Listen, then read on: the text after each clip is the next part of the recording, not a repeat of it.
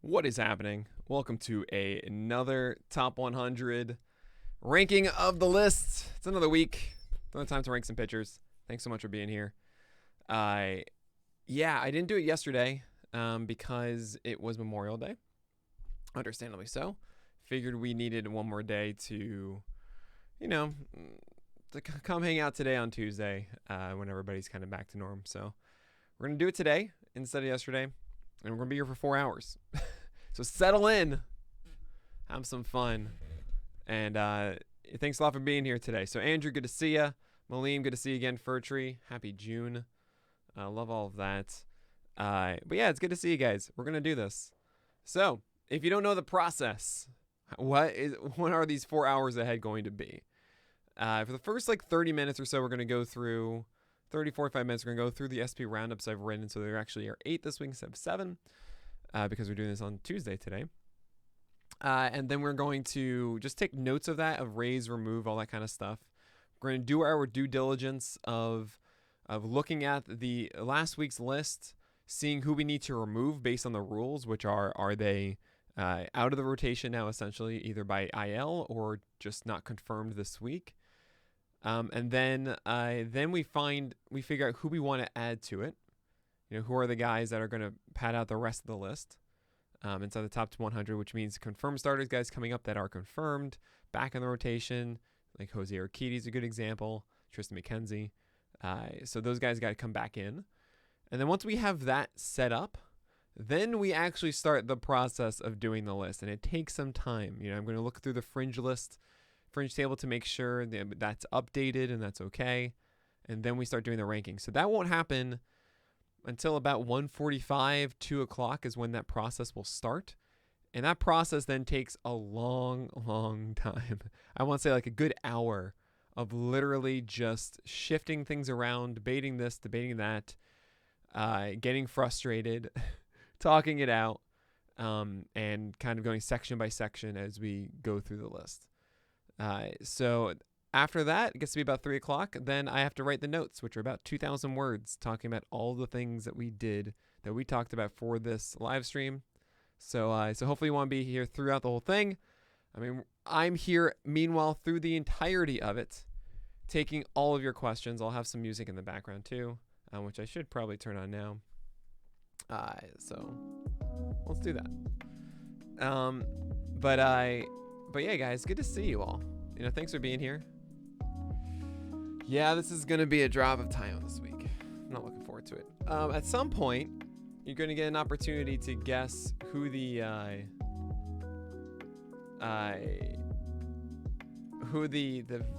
main feature is this week. So that'll be fun. But first, we're going to do add, remove, lower, and raise.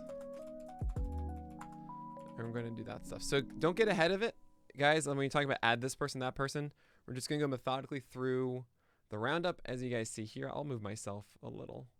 Oh, that's not what I wanted. Let's go here. And then let's grab me. Put me over here. Okay, there we go. Much better. Can I make the music softer? I certainly can. That should work. Hopefully that's good. Oh, yeah, no. Well, there's a baseline of 600 words because I have the whole top section too. So I write about 2,000 words, but the whole thing is 26, 27. All right, let's do this. Haverstall, I mean, if that's what you want, then you're going to do that, Wishing Snow, we are going to lower Blake Snow. How far? I don't know. But we are going to. Whoops, that's not what I want at all.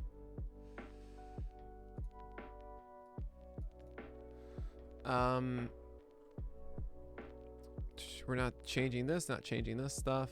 I think we're going to raise Yusei Kikuchi again.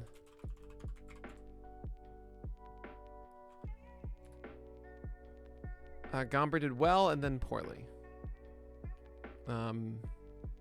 Probably. Oh, what am I doing? Oh, yeah. That's actually what that's the right way. I'm being silly. I don't think we do much with Spencer Turnbull. Same thing with Eflin. Henches, I don't really care about. Kim, I don't really care for. I think we raise Frankie Montas. I know that sounds crazy after that start, but he's been pitching much better. 11 strikeouts, golden goal. And then he also executed recently as well. Kikuchi for a list image.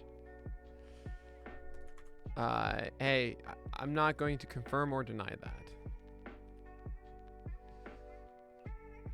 that. Morton just got kind of beat up, didn't he? We'll probably keep Morton where he is. Musgrove's weird right now, and I kind of want to say just because of how the Padres are treating him. Probably hold Molly. I'm assuming I actually have him a little bit lower, so we're gonna... I'll do this.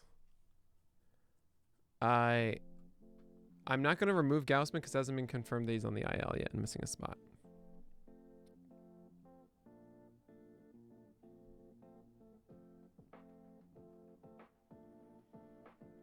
I'm not exactly sure what your question is, Doctors AC.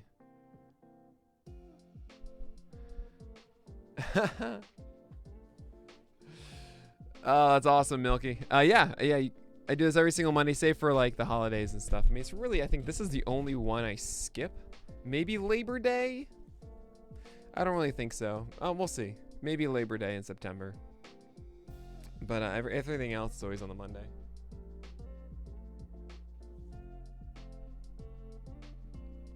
Yeah, I prefer Bundy over Tyone. So yeah, I guess that's the call. All right, looking forward to this one. Giolito's got to be jumping up a bit. He's looking like the man we want.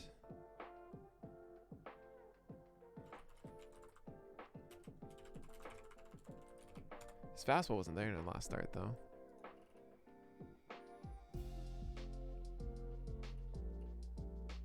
I think we keep Savali where he is. Same with Mats. I don't know where I have Mats, so we'll see.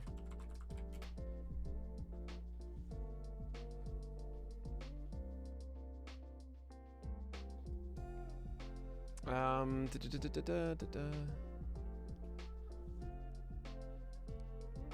feel like I know it sounds crazy, but I do wonder if I'm slightly more favorable than... Actually, no, there's no way. I mean, we got to raise Rich Hill, of course.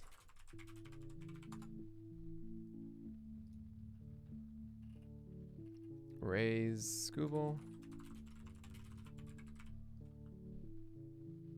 Remove Cory Kluber.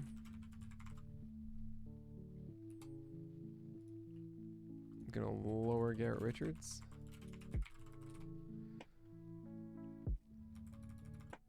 Move Jack Flaherty. I don't know if he's confirmed to miss or not. It's the same with Gausman. So I'll write this down. Essentially, at the very end, we'll check those things if there's any news. We're gonna lower Andrew Heaney.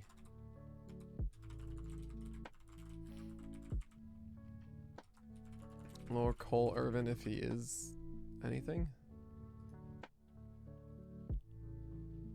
Honestly, that's a good start from Greinke against the Dodgers. But yeah, that's still tough. Yeah, all right. This is good here. I mean, I have to add John Gant, you know? I think this is the Alec Manoah one, right? That was the next one. I think I need to add Joe Ross after... If he's not there already, actually. Is he here? He's not.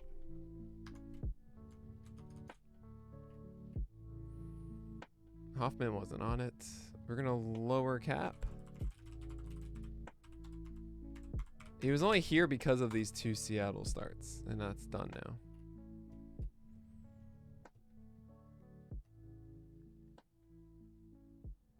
I think he left the game hurt. If Arena is there, then we remove him. We're going to add Tristan McKenzie. I know it sounds crazy, but I want to lower Luis Garcia. Schedule's tough. Hey, I mean, I've interacted with him on Twitter and stuff. He's not. I don't think he's super regular. But no, he's a friend. You know, I've talked to him a couple times. He's cool.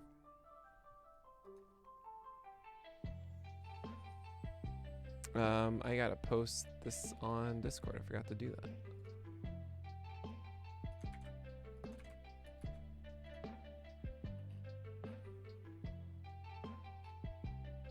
Oh, cool. We have some more people joining today. This is awesome. PO Plus. Cool stuff. Oh, yeah. We're going to change how we do the channels, by the way, in Discord, if you guys are watching right now. Because I think right now we have people who are specialists. Like, for example, I am a starting pitching guy. We have Rick Graham with relievers. We have a lot of really good people with hitters, you know. And I feel like the way that the fantasy help channels are not spread out to be specialists. It's more of just what kind of question. And I think actually it'll be better off if we are able to make the staffers separate into the sections that they want to talk about. So for example, for me, it's going to be easier for me to help you guys out and answer more questions inside the Discord. So I'm going to be like popping into that starting pitchers fantasy help channel a ton to help out whenever I can. I mean, there are many times I'm just kind of like, all right, I want to answer questions right now, and I'll be able to do that. So that's where we're going to shift around the channel names and everything like that. Does Darvish lose the number 3 spot? I don't know. We'll talk about that later, but probably not.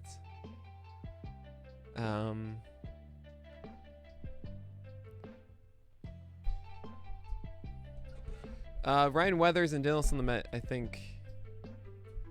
I don't know. I'll probably put Lamet at the end and Weathers maybe on it. Yeah, he should be on it because he should be getting close to 5 innings now for Ryan Weathers. Oh, that's awesome, Scruffy. It's funny, actually. I used to watch a ton of Survivor. It was like the thing I did with my mom every week. Like we made sure we made time for an hour on Thursdays, right?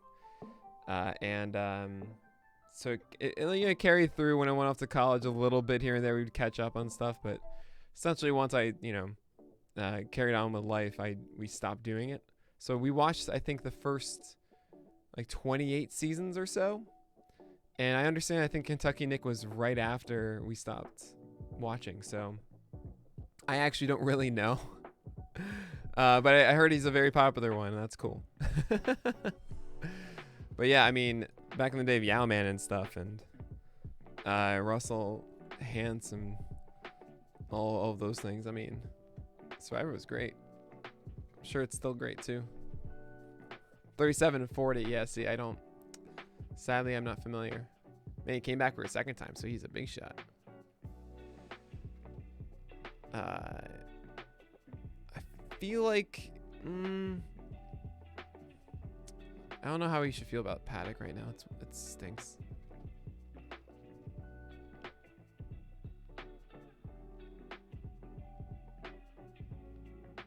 Lauer, I'm going to add. Likely. I'm going to need another spot, and I'll give it to Lauer. Because he is starting tomorrow for against in a decent stream. Like, just the fact that he's throwing enough, I'm like, all right. Forgot he was this successful against the Padres. This is all fine. This is all fine. Actually, I know it's kind of crazy, but I do want to raise Carlos Rodon again. Because the velocity's just still there. And it's like, that's what's going to do it. I guess I'll add Mike Minor. I hate it. But he's on a little bit of a roll. Kelly came back down to earth, so no more of that. Probably raise Griffin Kenning a little bit. Probably add Johnny Cueto.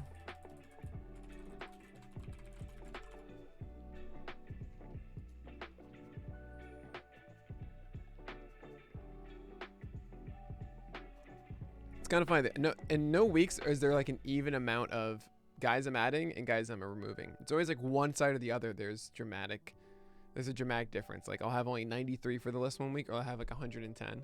That's like, oh god. Yeah, we're gonna lower Dane Dunning. That's pretty much it here. We're going to lower Brady Singer. Even though he gets the Pirates now, which is cool. I just don't really love him moving for the future. What do I think that his next? So I guess I'm holding for the Pirates next. But yeah, there you go. Good. At least I had that foresight. You know, small rant here, guys. I hope you're all right with how, like, in the roundup, I find myself really leaning a lot on the expected schedules, because that's kind of the major focus. All that matters with each start is like, okay, based on this one, do I like them or not for the next one? You know, everyone that's outside of the top 45 or so, like, that's all that kind of matters. And yeah, there are certain moments when I go, whoa, wait, hold on a second, this is different, and this actually might be kind of cool, where you definitely want to hold and take those chances, whatever. But my default for every roundup bit is like, he gets this team next, and I'm in or I'm out, you know. And I hope that's okay. I hope that's helpful in the roundup. Doesn't seem repetitive. Thanks for the Gal Gibson, by the way. There was a season of just only winners. My God, who won that one? I mean, I think I still kind of express like.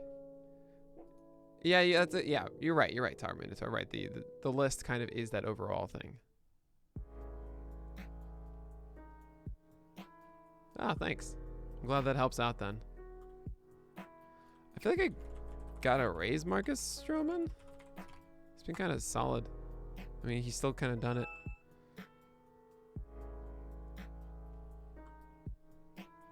Yeah, Sonny Gray's still a little weird. I'm gonna probably lower him.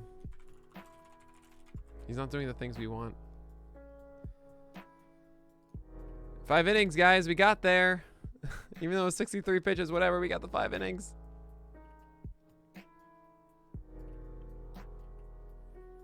I mean, I gotta raise Chris Bassett, right?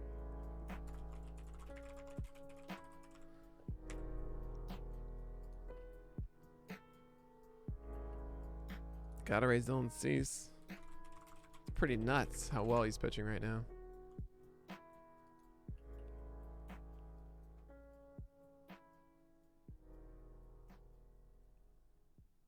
What? Oh, yeah, right. Okay, yeah.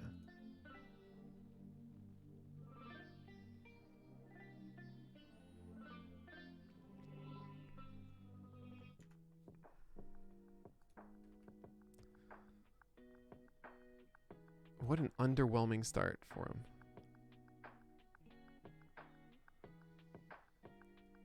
Yeah, 22 CSW on that hook is just not right. But it is the Jays. Ugh, I just don't know what to do with Dormont. He's like a cherry bomb right now. I have to lower Ray a little bit, because I don't know if that fastball stuff is going to stick.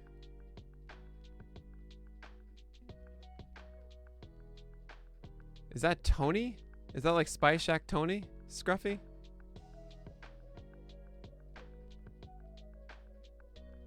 I'm trying to remember, like, because I'm pretty sure Spy Shack Tony. Oh my God, he won twice? Spy Shack Tony won twice? I don't think he should have won the first time, but that's just me. Ugh. Wow, I can't believe I remembered that. Wild. We got to keep raising Alex Wood, man. Yeah, Survivor. Yep.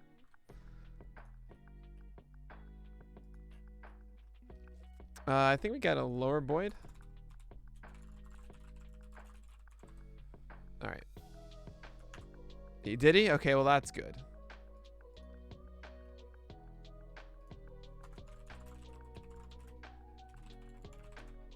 I'm very glad to hear that he deserved to win at that time. Raise Casey Mize. Yes. Good call there, Miss Abita.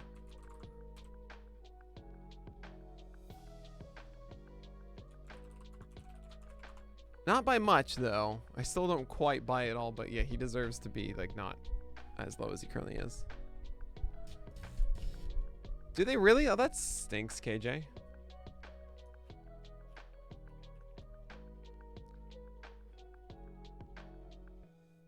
Now, here's Mize. There we go. I didn't skip over him, yeah. It's a Vargas rule, though.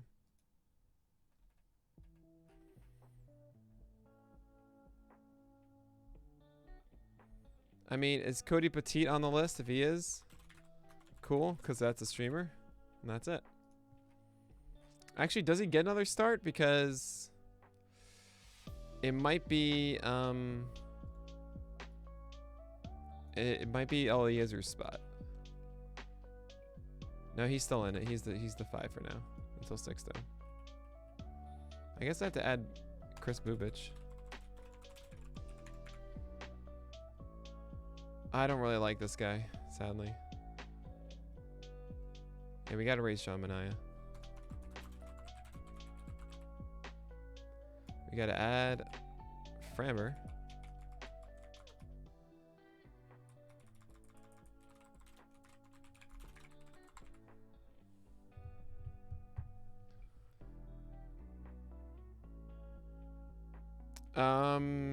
Well, you gotta wait. Hold on with this. We gotta be methodical. I will do it now, but in general, we don't add until they appear. Can't just keep skipping around, cause then we'll assume that like we've added them when we haven't.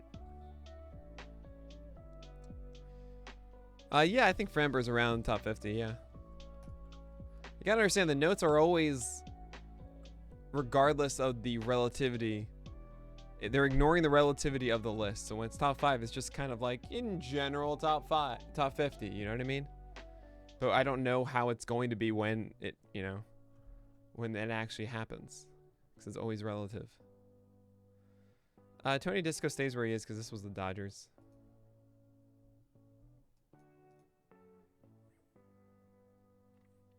Do I add Jordan Lyles?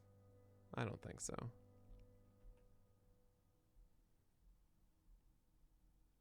Fastball velocity was better. Probably need to lower Bumgarner.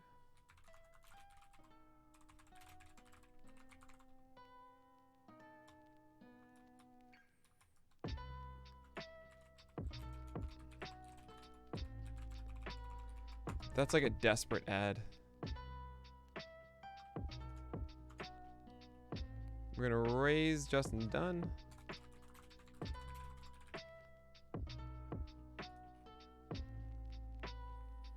We're gonna raise Alex Cobb.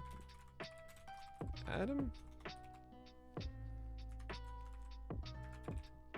No, he's here.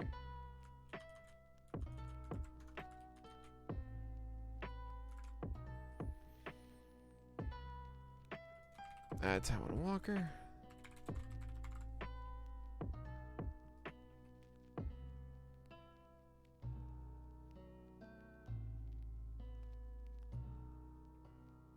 Already talked about him. No. We gotta add Jacob Rizzi. I don't know where we're gonna put him. I gotta figure that out. Alright.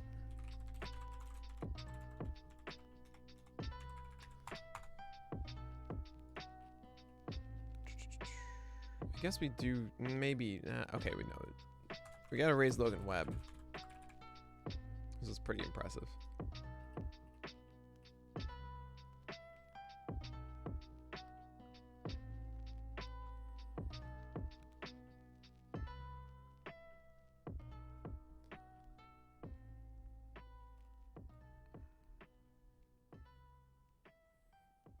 Sorry, I'm distracted. I just got a DM that I'm very excited about.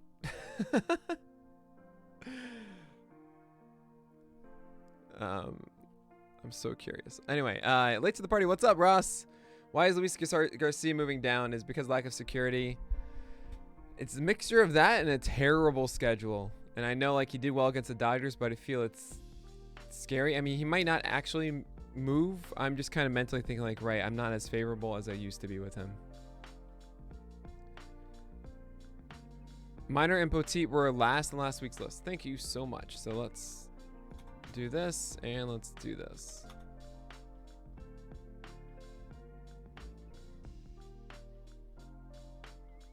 We have to remove Kristen Javier because he's not in the rotation right now.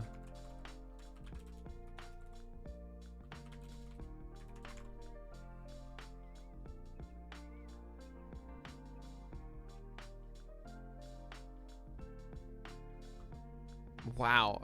I mean, that's a pretty... I think that's a solid investment to make, Tom.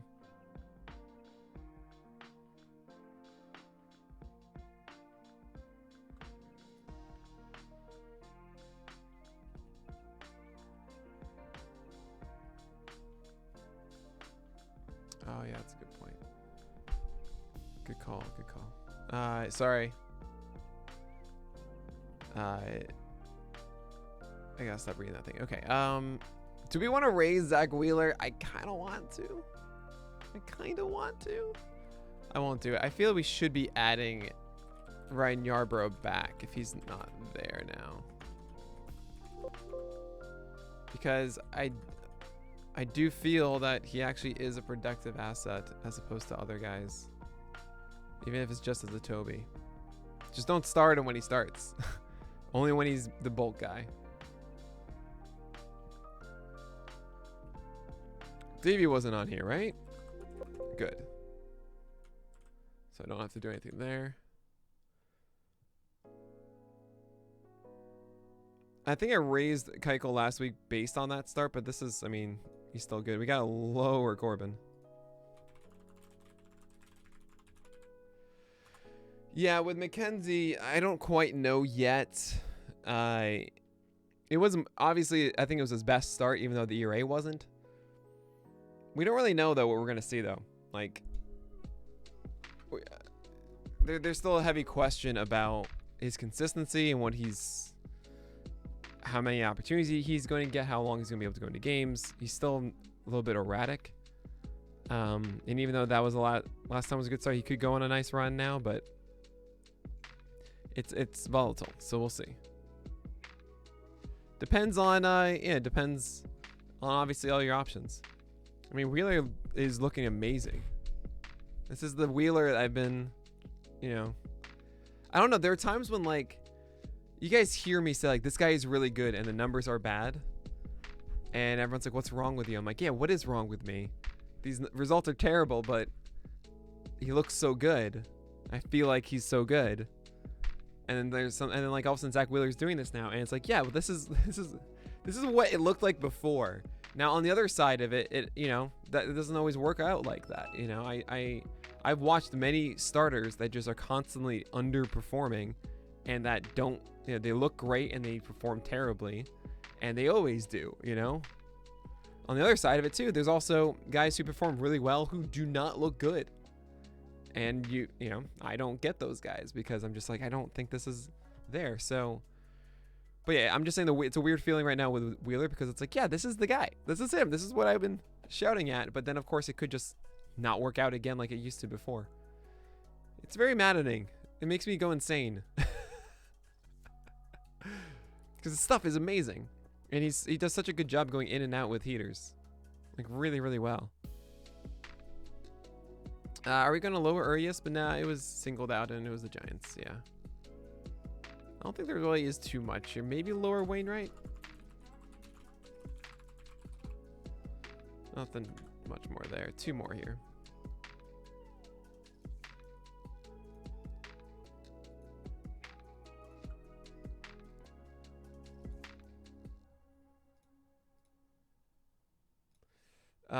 By the way, I should mention, if you're watching right now, we have 3 open positions at Pitcher List. We have a WordPress developer position, a UI UX designer position, and a database engineer position. All, of course, are paid. If you're interested, go to pitcherlist.com/hiring. We are making some amazing stuff for Pitcherlist 7 or PL7 it's coming out in February, and of course, so many things we want to do for 2022 and beyond. So come join our team. Send a resume and cover letter to info@pitcherlist.com. Yeah, you can read more at pitcherlist.com/hiring. But yeah, cool stuff.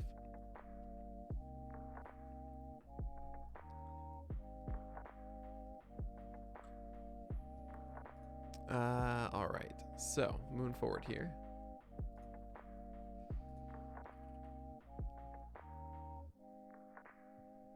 So I already said raise Scooble.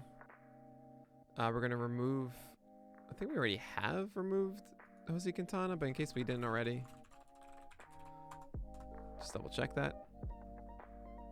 Well, the thing is, it wasn't like, Wheeler's K rates in the past have been 23 and 24, and then all of a sudden it was 18. And everyone's like, well, which one is it?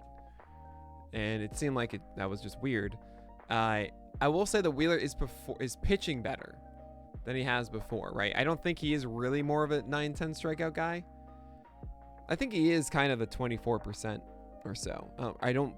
It's possible. Being a 24% strikeout arm means you can sway, either way. Like you can act like a 28 for a good while, and then you're going to be like a 20% for a good while. That turns into 24, right? So ultimately, I wouldn't say that he is an elite strikeout arm. I will say though, volume-wise, he is, because he does get the innings. So I think he's actually like one of the highest strikeout pitchers in the majors, just because of how much volume he's had. Let's see this. Yeah, he's number 6. He's 6th in strikeouts, while he's 2nd in innings. That's the real thing. I really enjoyed Zach Wheeler. It's just so great. It's just so great. How would I think he would fare? I think he would do pretty well. It's just that he needs to be stretched out, and that's always the problem. Is from going from reliever to starter, there's always a period of say 2 to 3 starts to get actually comfortable in it. So I hope it would work out well.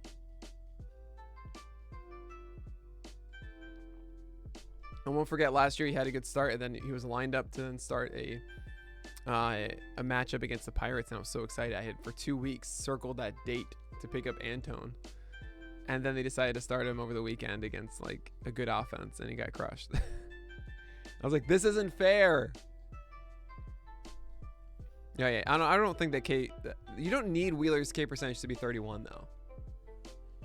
That's what I'm getting at. Like even 25% is like Luis Castillo's 29 or something, because he's just getting more innings, I honestly can't tell you about Caleb Smith because we just don't know what he is right now. I think I was really excited last year. We saw him really quickly at the beginning. Yes, it was a little erratic, but he was throwing hard again, which is what got me excited from 2019, that we had like that famous fireside chat with Spore about like debating those first 8 starts or 11 starts, whatever it was, because the velocity was there. And then he got COVID, and then the Diamondbacks were like, yeah, this is kind of weird, and they convert him away from it. So if he does get a true chance to start, I wouldn't imagine him having success out of the gate, but I do think there is still that ceiling that we saw before that's present inside of Caleb Smith. I don't know if we're going to raise Pablo Lopez. We're going to go through and we're going to see. So for right now, I already talked about this. I kind of want to add Stripling, but he does get Houston. I don't know if this is the time, but I might do that. I might make him like 100.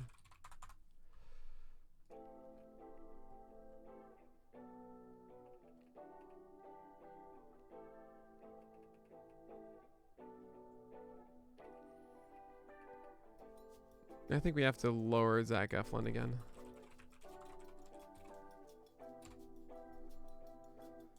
I mean, is Shoemaker still here?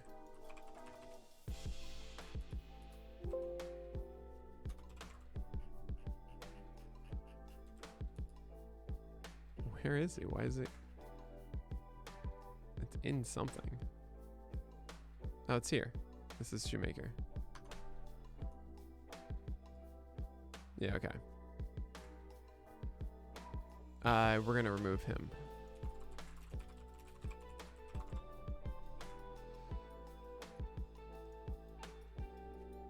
We talked about this. This is fine. Talked about that. Yep. I feel like I need to raise... Wait, Miley. We're not going to raise Logan Gilbert.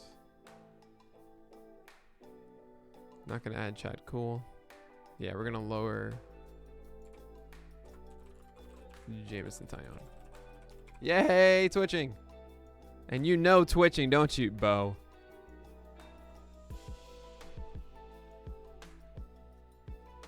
Oh, the tiers. The tiers are weird. Let's just say that.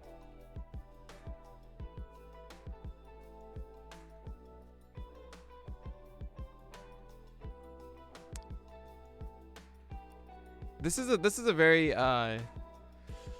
tempting week to put Degrom as his own tier 1 and then having a large tier 2.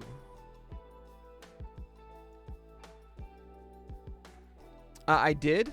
The problem with Gilbert, though, wasn't his fastball. The problem with Gilbert was the secondary stuff. And the secondary stuff is still lacking massively. Was that right for Musgrove? Oh, man.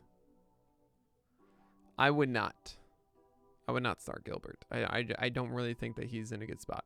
Even though he just performed well, slider and curveball are not good at the moment. Or we're going to lower Eduardo Rodriguez if we haven't already noted that. I don't think we have.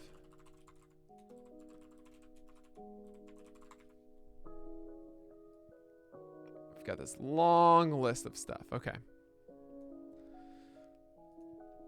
I think this is good. Excuse me. I think we got to lower Bundy again. All right. So now, there's the archives. Cool. What we do is we go to this. Look at these lovely notes. We look at the fringe table, and we're going to remove you. I've already added Odorizzi here.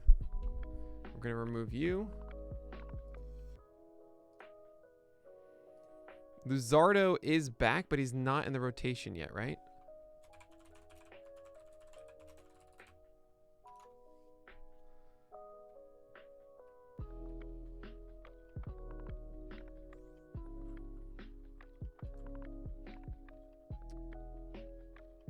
So I'm actually just going to remove Lorenzen. Like, we don't need to talk about this. He is confirmed coming back. So we got to add Eliezer Fernandez.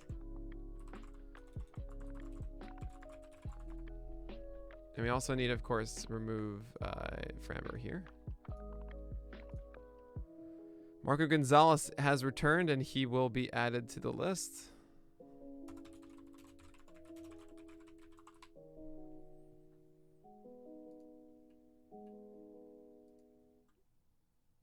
This is IL with shoulder inflammation.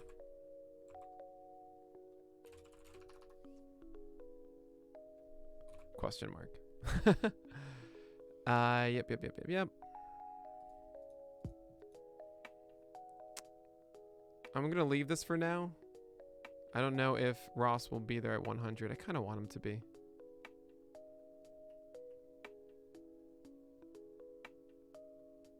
Okay, moving on here.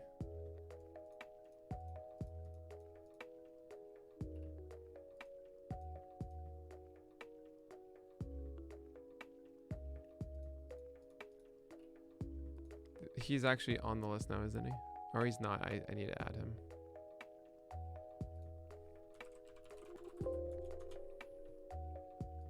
Okay. Remove this. Remove this. Remove this. Right, he was on the IL, so we got to add Wade Miley. Okay.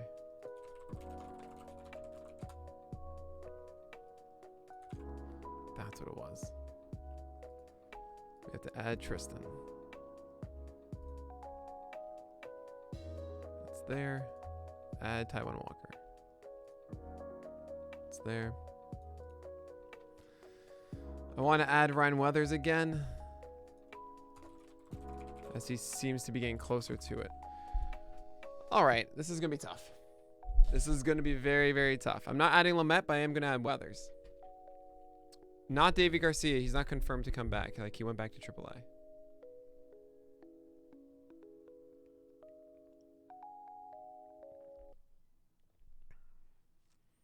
Oh, yeah, Kopech is on the IL now.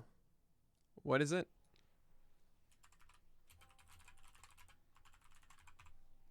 I'm just going to do that.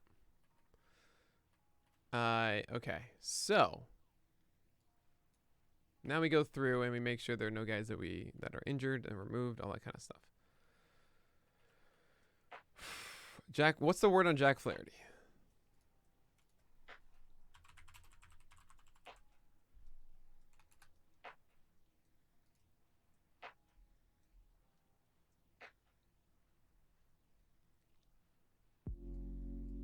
He's going to go undergo testing.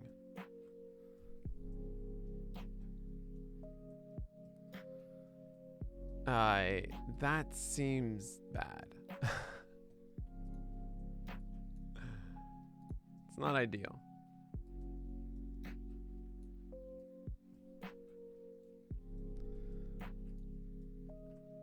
Thanks. Yeah.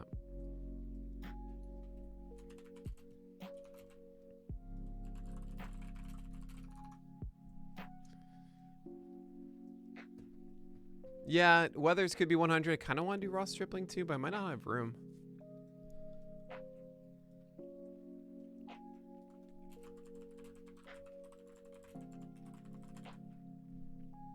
Thanks for that one. Hamstring strain. Appreciate you, Wad Sit. Can you add Kikuchi to the top 40 SP for you, Ramsey? The numbers are all relative. You should feel really happy with Yusei Kikuchi right now. He's throwing hard and he's utilizing his cutter and slider incredibly well.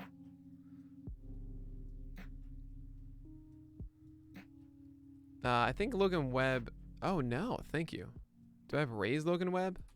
That's probably what it is. Yeah, I have it raised down here. Thanks a lot.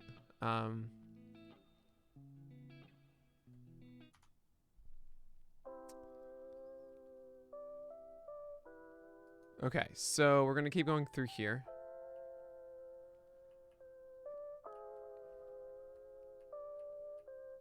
Okay, McCullers is out.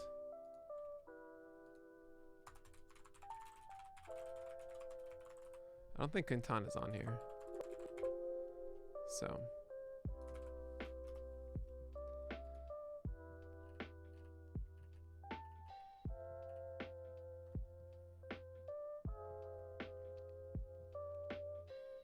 Please sack.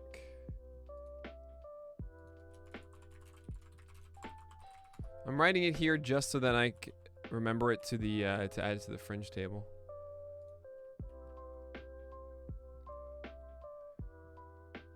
Cory Kluber. My God, what last week was brutal.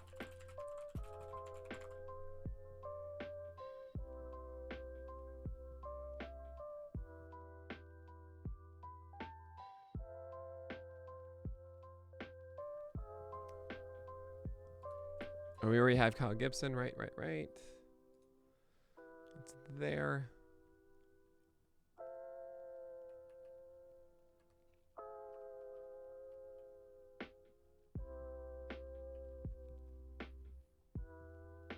Anyone else hurt here? Christian Javier is out of the rotation.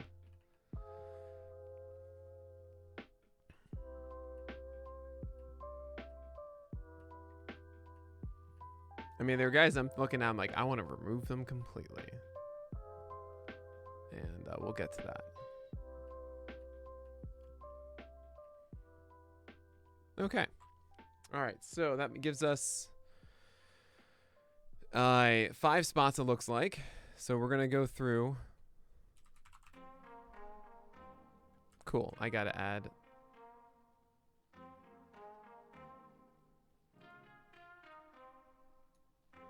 Got to add Alec Manoa really quickly to the back end so that he can get added in here.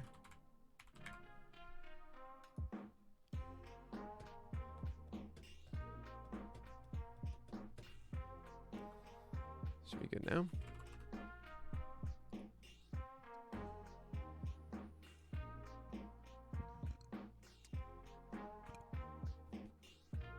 I would say 3 weeks. He hasn't gotten to the full rehab stage yet. And once he gets to rehab, I imagine it's going to be at least 2 starts for Sixto, if not 3. He's doing a catch into bullpen into that. So it's, I would say, before the end of June. Oh, yeah, it's Mclennan. Absolutely, Furry Lobster. It's not even close for me. I would much rather have Mclennan than Chris Paddock.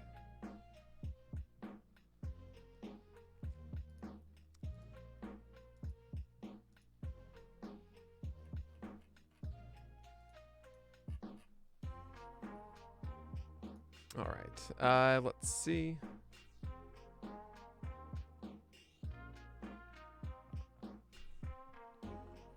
Who else are we adding here for obvious reasons? We're just going to do this a lot right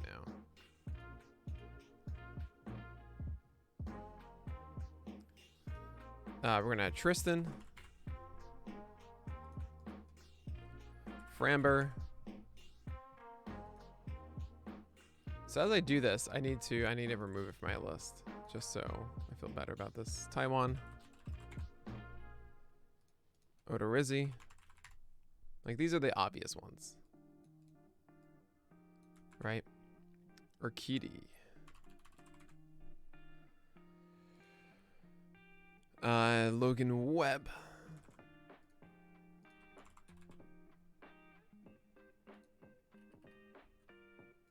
I do want to add Miley Wade. And Ryan Weathers. There's a lot of Ryans, okay. Do you guys understand the joy of being able to type a full word with just your left hand while you do things with the right hand? I don't know that. Mclennan fan. I'm a Mclennan fan. Absolutely Mclennan fan. Cueto's already here. Thank you very much. And I have to add Eliezer as well. Cool. There are a lot of obvious names to get rid of. So we're going to do that first. Did I just get rid of... Oh, no, there we go. Okay. So these are the other options that we're going to look at. The other ones that are going to be below these guys and be like, how do I feel about, say, Matt Shoemaker or Nick Pivetta? Now, we're going to be removing Matt Shoemaker. So I already had that here. All right, I'm getting ahead of myself. Strikeout upside, playing time question, and that's all we're going to do there. Strikeout upside, playing time question. Cherry Bomb is here. Low IPS. Framber Valdez. Strikeout upside. Injury risk. Quality starts. Playing time question. I'll just go with that. Taiwan Walker, strikeout upside. He's kind of a Toby with strikeout upside. It's weird. And we're going to go with that. Jake Odorizzi. Low IPS. Injury risk. Strikeout upside. Jose Urquidy is more ratio focused. Playing time question. Injury risk. Logan Webb, strikeout upside, streaming option. Injury risk. Wade Miley, Toby, ratio focused. Injury risk. Ryan Weathers, playing time questions, strikeout upside. Low IPS. Quality starts, Toby. And that ratio focused. And strikeout upside, low IPS, injury risk, playing time question. Cool. Manoa Ace is gonna ace. No, guys, come on. It's just really fun when you're able to type, like, you know, something fully in the left while controlling with the right. It's just like, it feels good and efficient. Really like what you've seen from Mclennan, but I've read too much about him being destined for the bullpen. What? Who on earth is saying that? You know, there's this idea that if you have two really good pitches and you throw hard, it's like, well, you can't be a starter. Guys, I think that's just so crazy to me. Especially when you have Jacob Degrom yesterday going 6 innings and literally throwing 95% fastball slider. He had 2 pitches that warrant a fastball and a slider. That's it. Gotcha, Scruffy. I mean, Mclennan is really good. And it's not even just 2 pitches. He has a changeup and a curveball that are developing, and they're both really good. I don't know enough about Hunter Green, but he seems interesting to me. Hopefully he does get opportunities. Yeah, Paddock could be. It's a very good point, Billy. Paddock could be out of the rotation with Gore Weathers, Clevenger. Oh my God, I forgot that the Padres have Clevenger. Totally forgot about that. Oh my Lord, that's just ridiculous.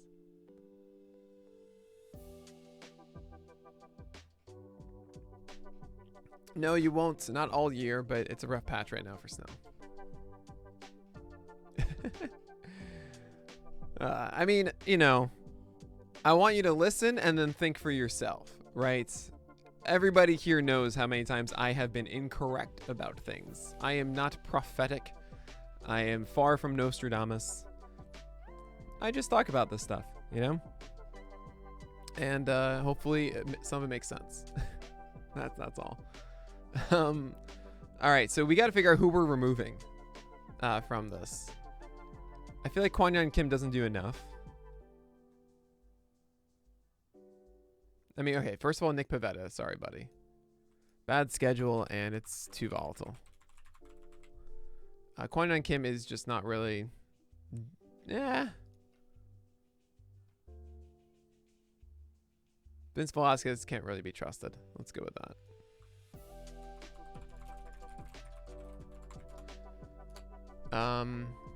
Now that Austin Gomber's thing is over, and so is John Gray's, let's kind of remove both of these guys.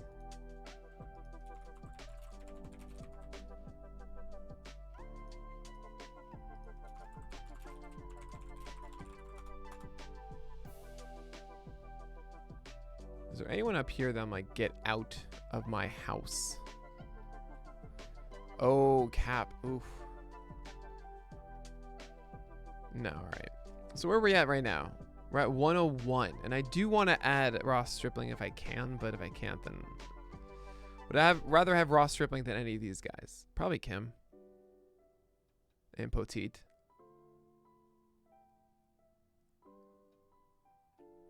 And Smiley. I don't want Smiley. Drew Smiley, get out of here.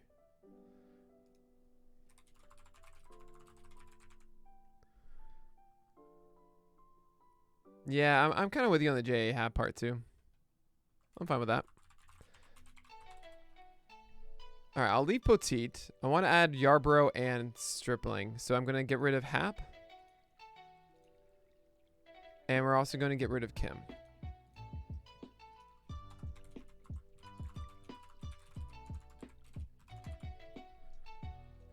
I mean, maybe not Kim. Maybe I should have held back a second. Hold on. Let's check the most useful fantasy article in the business. It's not the list. It's this one. Kim gets Cincinnati. Yeah, all right, fine. That's fine with me. Okay, so now we're going to add Stripling and Yarbrough.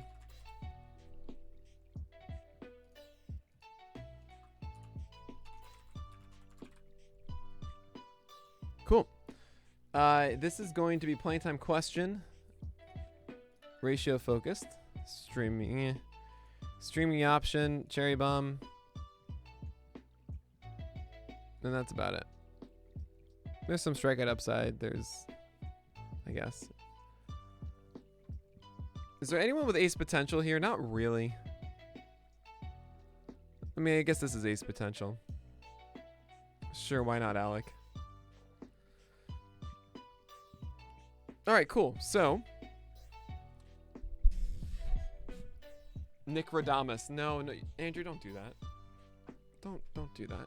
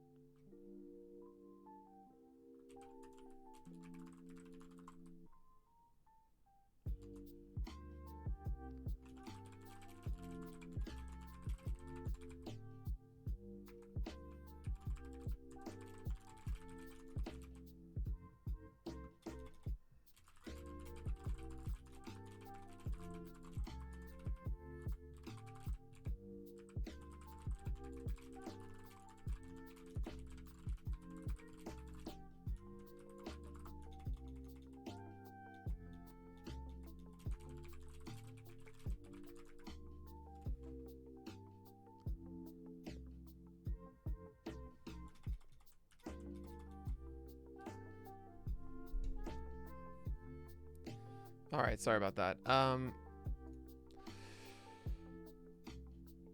yeah, we should have that. I should have that as a command. Let me do that. It's such a useful article.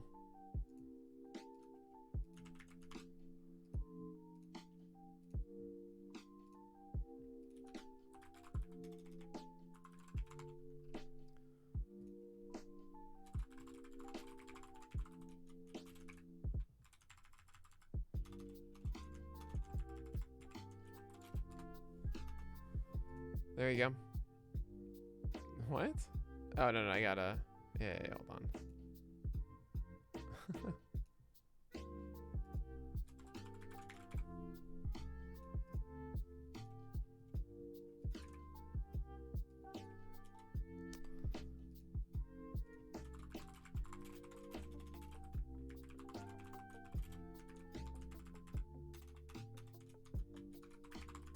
There we go. So now this should work. Hey, okay. Any thought to removing Cole over? Oh yes, there is thought to that. And what do you know? Let's look at the schedule. Let's take a quick look. He gets Coors and the Royals next. There may be something to that. Like, would I rather have Dobnak, Bubich, Lauer, or Joe Ross? I think I might. Where is he right now? Yeah, I'm fine with this. I think this is a great call. And we're gonna add we already add Stripling and Yarbrough. We're gonna add Joe Ross to this because he just had a golden goal and that's kind of nuts. So I want you at 100. You're at 99. Yarbrough over here. Ryan Weathers, you're down here too. By the way, I want to make sure I don't forget this. Streaming option, strikeout upside, cherry bomb.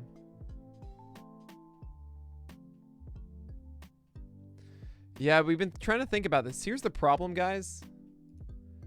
So look at this. Like, so here is the you can see like the nav menu, and then as I make it smaller, unfortunately, the way it's all set up is it's like this. So I can't stick something here like I'd want to. And I know that these are the 3 most requested things. So we have that there. I could just add it to this, but that's inconsistent with how we do it. And I'm totally with you. Like, we need a better navigation on the site in general. I mean, it's the biggest, I think the biggest thing we need to fix with 7.0. So I feel you guys completely here. I'm gonna change up how I'm looking at this screen so that you guys can get a better view of it. We can move me as well. Hey, goodbye. All right. Yeah, seems like you need a UI UX designer. What? We have one, but so we do have this, which is Daily Fix, which is every single day. This is where the SP roundup will always be, and the why is this under prospect rankings? How did that happen? What? When did this start happening? Wait. Prospect. Okay, anyway.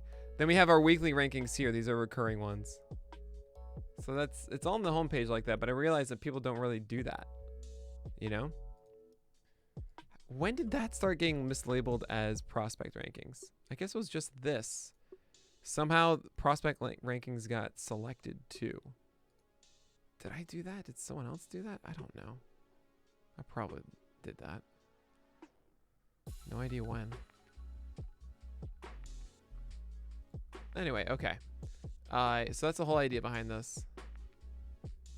Right, it's just that one. So I might just add it here. I don't know. I might just make it so that it's always here. Like, it's always just here on the site. These other things don't matter. I can literally just make it this item. You know?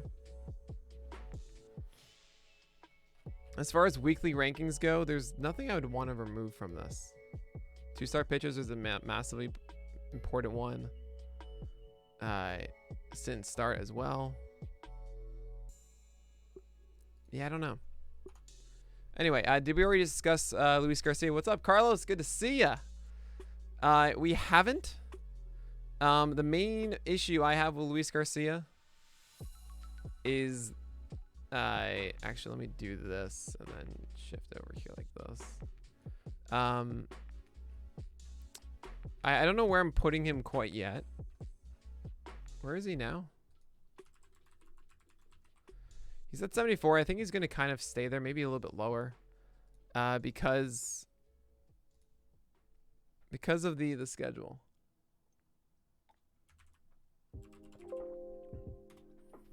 So he just did this one, but now he's going to go into Buffalo, which is not fun whatsoever.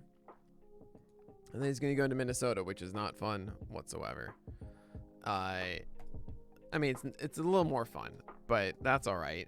And the problem is after this, Lance McCullers probably returns. Christian Javier probably needs to get back in the rotation. And the value you're getting out of Luis Garcia is kind of minimal now. I think this is a sit. I think a lot of people will agree with that. Luis Garcia, despite how well he is doing, I feel like he is overperforming a little bit. You know, I mean, maybe. Yeah, well, the cutter is performing well. Well, actually, like, the results haven't always been there, but I'm with you that the cutter looks really good. Maybe I am actually misreading the cutter data, because I very much trust you, Carlos. Yeah, I wouldn't say that, like, Garcia really has that repertoire, though, that really speaks to overwhelming opponents, you know? And that kind of is a hesitation to me to really jump in and start despite the opponents he has. That's all. Do I start him at Toronto if he does well against Boston? I guess so. Kind of Vargas rule it, right? I don't really love it. I don't love it. Okay, we're gonna go back to this. So the cool thing now is that we have our 100. This shouldn't change unless you guys tell me that there's some news that happens that I'm not checking whatsoever. The rest of the way, there's no one that's removed from this. Just doing another pass really quickly and make sure that there's no one on the injured list or anything like that. Because then... No, Carlos. Do not be depressed. There it is. Nick Pollack has cured depression. Ta-da! I mean, I hope to be wrong. I'm often wrong, so maybe that makes you feel better. You can bank on my inaccuracies. Yeah, all right. There's no one that's hurt or needs to be removed. All right, let's start from the top. Let's start from the top, then go to the bottom, and then do the jaws in the middle, right? Oh man, I feel like I need a stretch. I need to like stand up and like and do all that stuff. I am very tempted to do this today, and I might just do it, and everyone's gonna freak out. Yeah, that's the pose, Scruffy.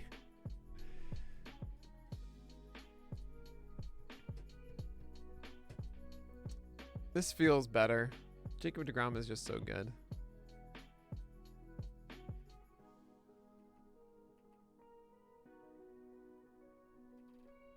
I mean, Bieber, I don't know. Like, this is fine.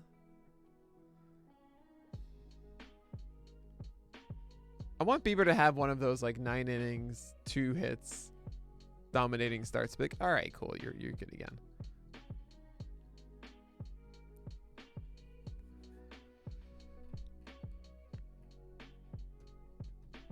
I'm tempted to put Wheeler above Flaherty and Lynn and Nola.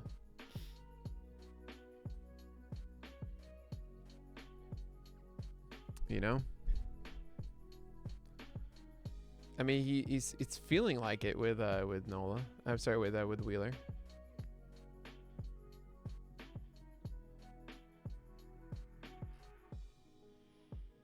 I mean, Bauer could pass it now, but Bauer hasn't actually been that great the last couple starts. Generally, when it comes to spotting guys above others, they need to demand it. It's more of them saying like, I am that good, more so than the other guy being that bad, right? But yeah, I'm just gonna kind of leave this. I'm just gonna change the tiers. Then I am gonna do this, especially with the side tightness thing. I'm gonna do that.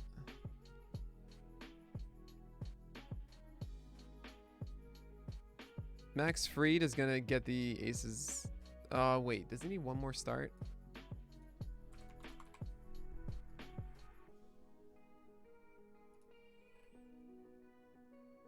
I mean, he just cruised against Pittsburgh. No, he hasn't started since. So I can't really do anything there. Lucas Giolito, though, does come back up.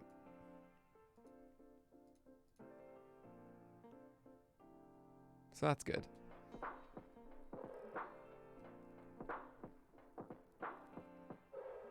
So this stays the same, I think. I mean, I feel like these guys are all in the same tier.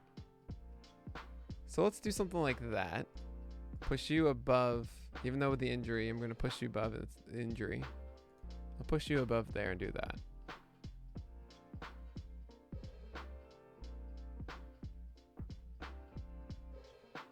I want you going up further. And I can't give it to him because he didn't do well last start. That's so annoying. Like, I expect all of these guys to have it now. Musgrove is out of this tier, just so we're clear. No, I mean, it's just because of how the playing time question is the annoying part.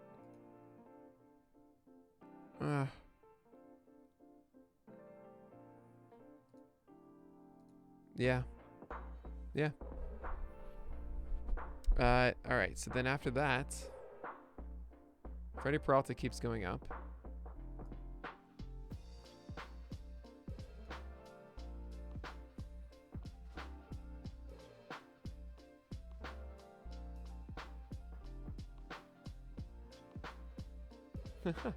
I just got an email. Here.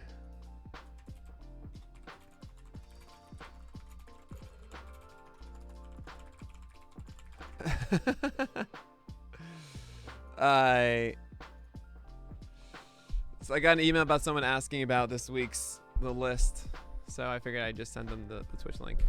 I can't do it for Rodon because I would have done it entering today, but he just messed up. It is there, but there's something about the coronation of it that he doesn't quite get yet.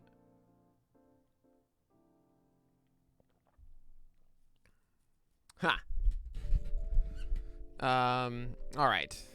Musgrove Peralta, followed by probably Pablo Lopez, Ian Anderson, Sonny Gray, Alex Wood, Robbie Ray, Aaron Savali. Okay, so actually this is where it starts to get different actually now, because you just stumbled with your heater, and that's annoying and terrifying.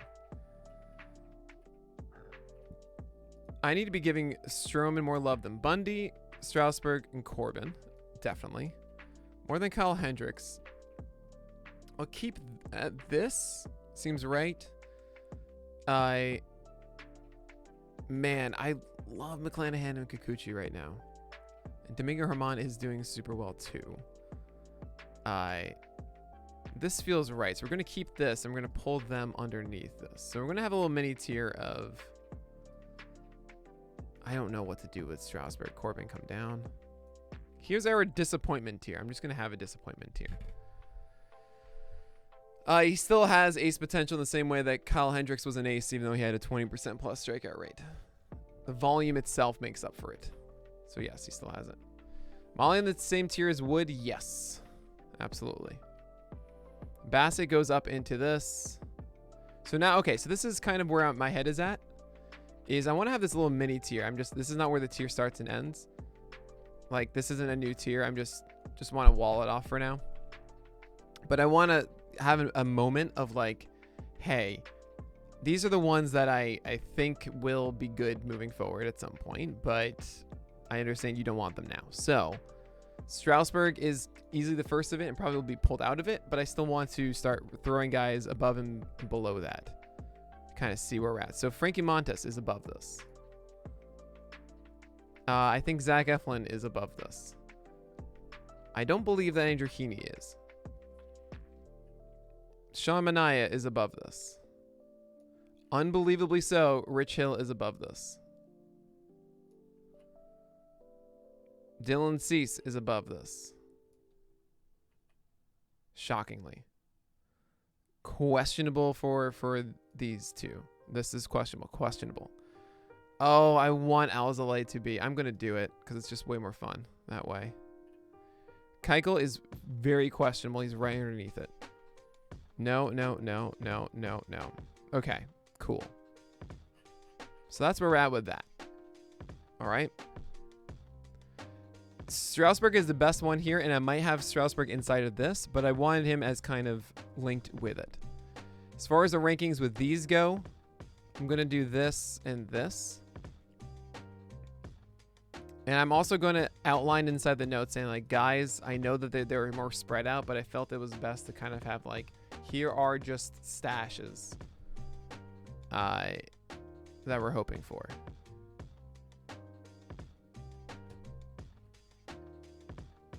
Man, so this is the 50s?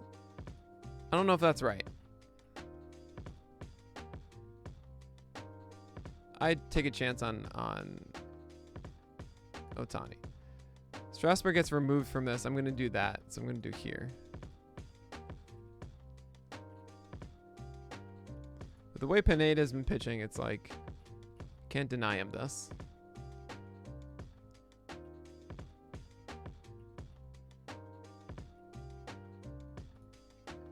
But that's it. I think that's it.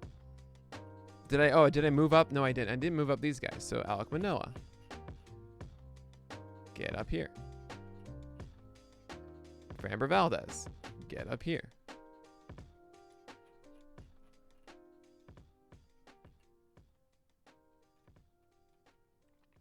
Jose Urquidy. Get up here.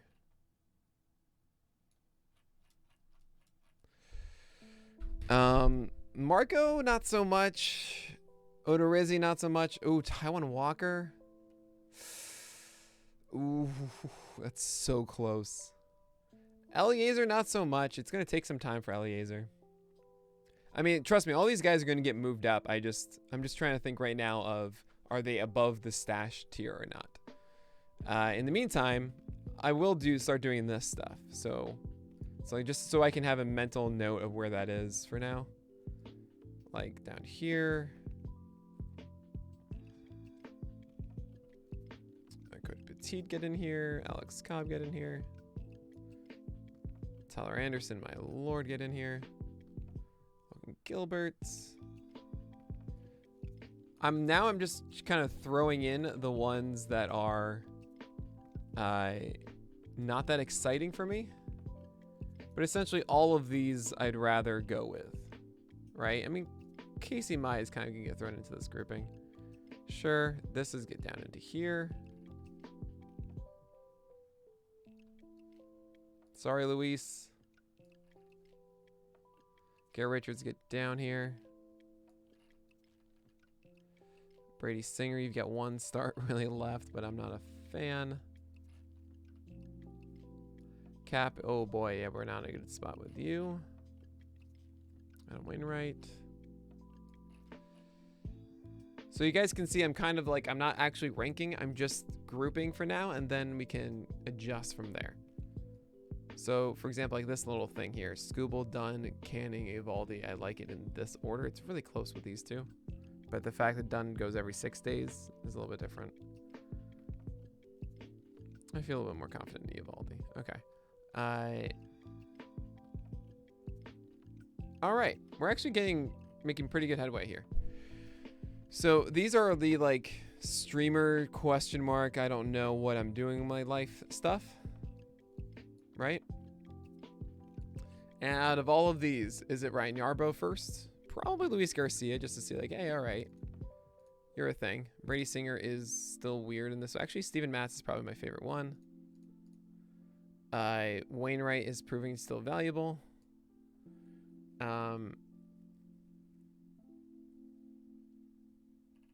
Let's start from the bottom here. Stripling, Ross, Weathers, Cueto.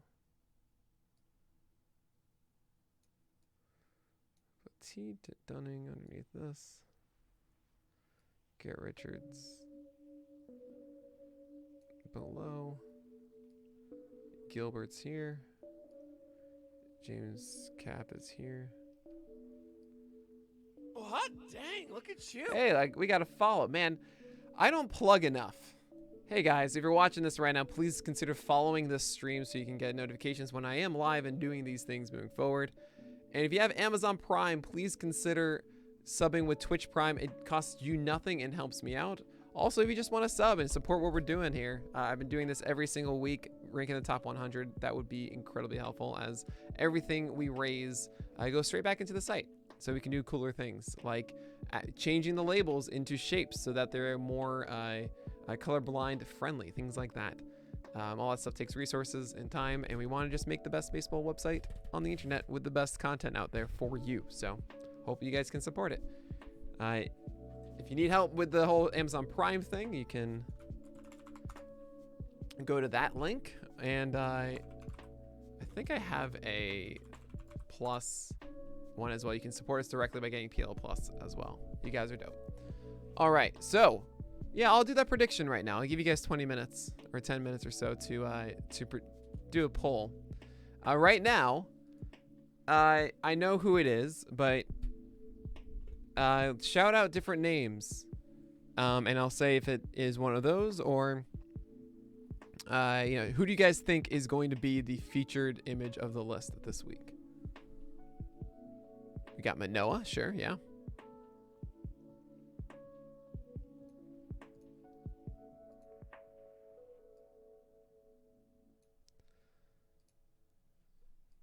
So list image. We got Rich Hill, Dylan Cease, Yusei Kikuchi, Chris Bassett. I like these. These are good ones. Okay. Gonna allow you guys to vote for, let's say, 10 minutes. Content does not meet guidelines.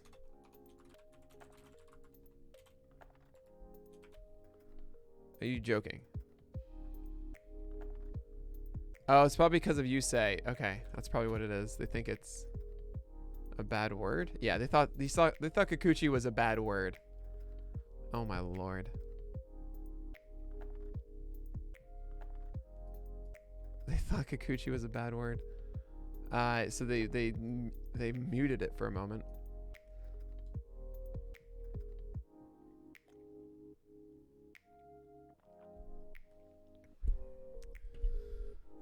So, hey, we'll see what this poll says. We'll see what you guys think. I'm curious.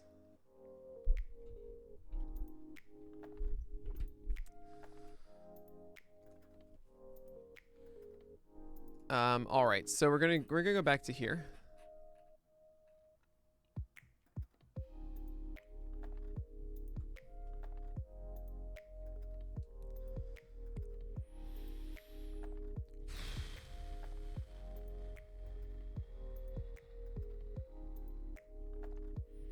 I put them in the order that you guys suggested them.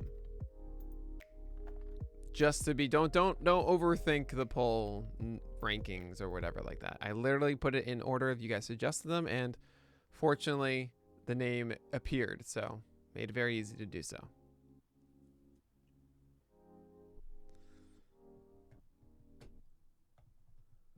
Yeah, raising 50 spots doesn't count because it's, you know. Oh man, Fjork, don't, it's all good, man. Ask the question again. I'm sure the other people that have the same ones. Don't worry. Is there any reason you want to take a chance on streaming Caleb Smith? Yes. Because Caleb Smith likely is not on a high pitch count because he's only thrown, I believe it was about 50 pitches was the max that he's thrown so far. So he's likely throwing 3 to 4 innings. it's a huge gamble to expect those to be elite innings. That's essentially what he needs to do for that to be worth your time, right? So I'm not going to go that. That's really it about Caleb Smith. So I do like the idea. I'm actually kind of excited for Caleb Smith. I don't think he should be on the list, but I need to see him actually like perform at a decent level for me to consider him. Ross Stripling is a little more intriguing at the moment because he did slightly shift his mechanics and he did have some success last time out. Yeah, they might. They absolutely might try to stretch him out in the rotation, you know? But as of right now, for tomorrow, just for streaming in that start, it's not really worth it. That's why I'm down on it. It is definitely one of those 5, Scruffy. I didn't put another option. So what do we got right now? What are the results of this? Alec Manoah, sure. Rich Hill. No one thinks Dylan Cease. Yusei Kikuchi and Chris Bassett. You could say the DC is comical. All right.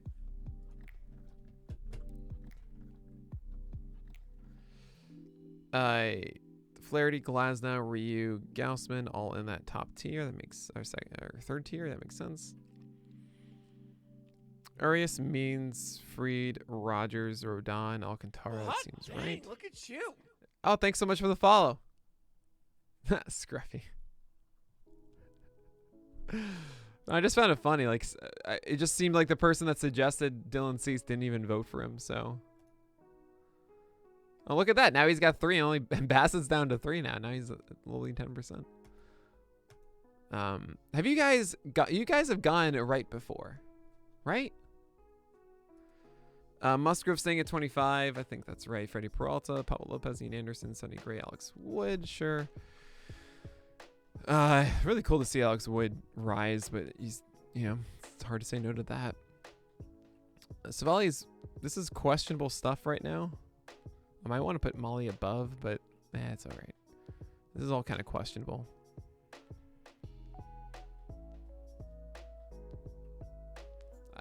I would put Strowman up, but he's actually kind of volatile.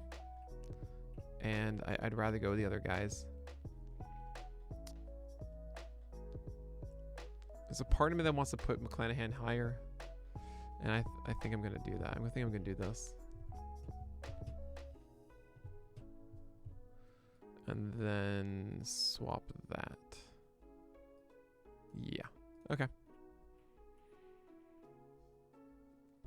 So then ranking these guys right now, Eflin's underneath all of this. Manoah goes up to here. Actually, probably to here. It's crazy, I know.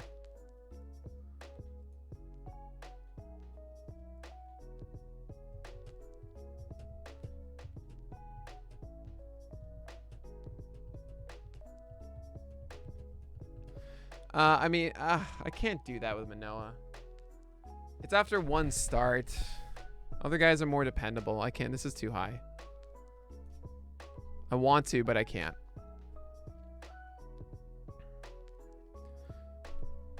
These guys have all been like doing things. Manai goes up higher. Cease goes up here. Cease, yeah.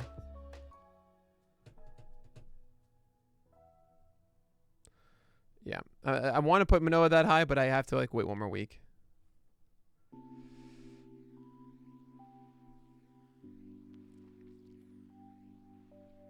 I mean, yeah, when Mclennan is going 6, well, it's not only just 6. He goes 6 and 85 to 90 pitches. Oh my lord, I will be so thrilled. 2 weeks. You think I'm going to give an ace is going to ace on just 4 starts? Come on. Right, exactly, just for today. That's the thing. I haven't read anything, JD, about Mclenan's playing time or increasing his pitch count. Yeah, he had 83 or 84. I was like, oh, well, there you go. And then all of a sudden now he went to 63. I'm like, oh, well, never mind. Should I be dropping Kikuchi or Castillo for Mclennan? I'd probably say Castillo if it's a 10-teamer. Just keep... Honestly, 10-teamer, you should be focusing more on just like right now, because you will always get the replacements later on. You don't need to worry about the long term. Just play the short term game completely.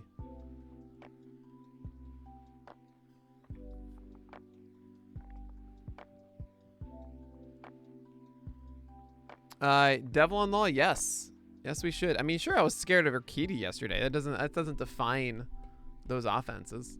Urquidy pitched better than we actually saw the entirety of pre-injury for him. He was throwing 93.5, which averaged 92 before, right? It does not define it. We've seen Alcantara against the Dodgers falter, you know. He's not immune to it. I am starting Alcantara. He's in the probable start tier. He's not in the questionable. But yeah, Toronto and Boston are elite offenses. Urias versus Manoah. I mean, it's Urias by far. Mango.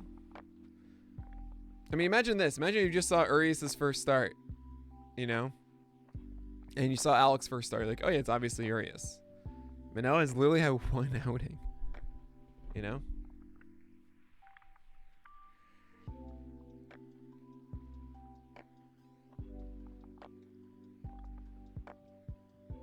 Oh my god, what? Someone dealt Urias for Manoah? That's just ridiculous. I'm starting to prepare for a redraft. So as of now, which two pitchers do you fill the final two spots with? Sale, Sandy, Cease.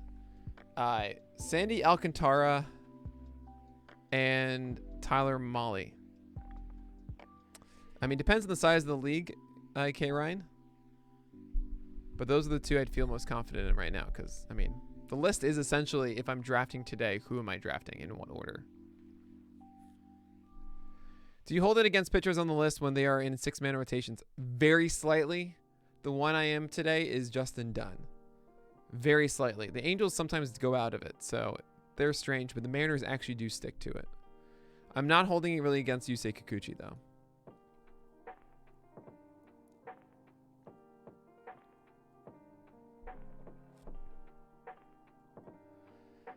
I mean, Haversall, that's such a tough question to answer, but shoot for as high as you can. Find someone that needs pitching badly and just start seeing like, hey, who can you give for that? That's always with trades. The first step is not about what can I get.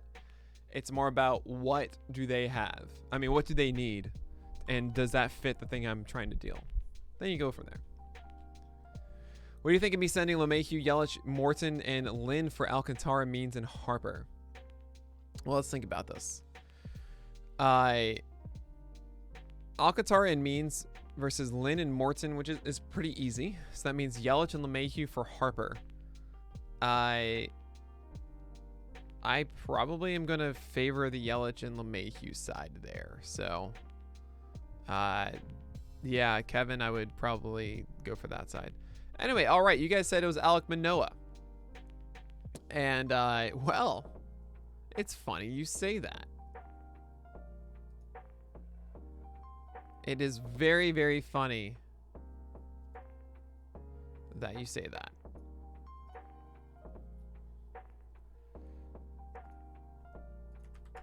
Because today's list graphic is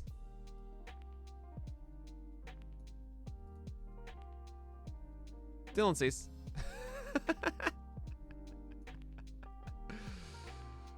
All right.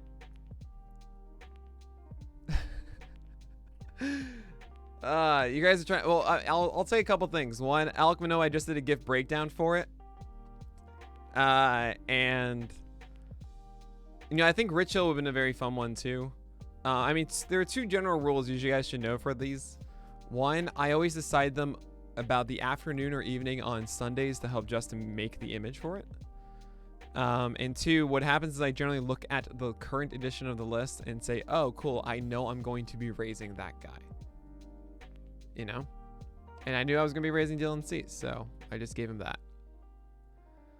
Manoah, it's too early to do that for Manoah because he only has one start, and I already did a gift breakdown image of him. You know? And by the way, this looks amazing because it's Justin Paradis. And he's amazing. So...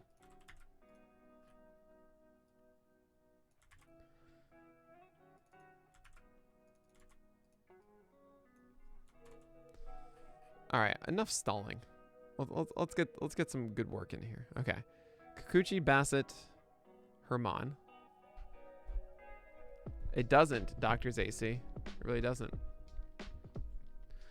Vibe just. Well, we're figuring that out right now. Where is Dylan Cease on the list? Rest of season outlook depends on how good that fastball is. And I mean, the slider is there. It's just his fastball was there too last time. That's why he dominated so well. But we just don't know if he's going to be that. Do you try to make sure you pick guys in different teams? I don't honestly think about it too much. It just is whoever it happens to be that's of interest.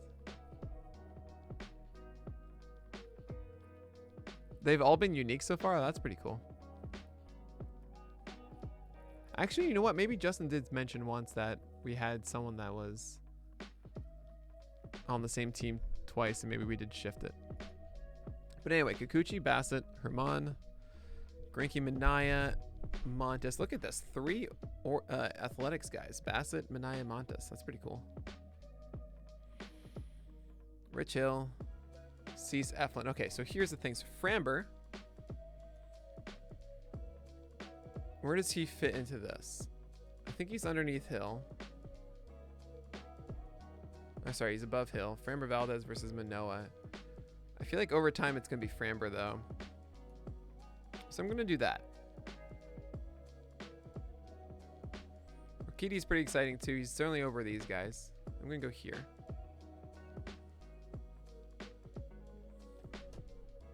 I feel like there's a new little tier here. I'm going to do that.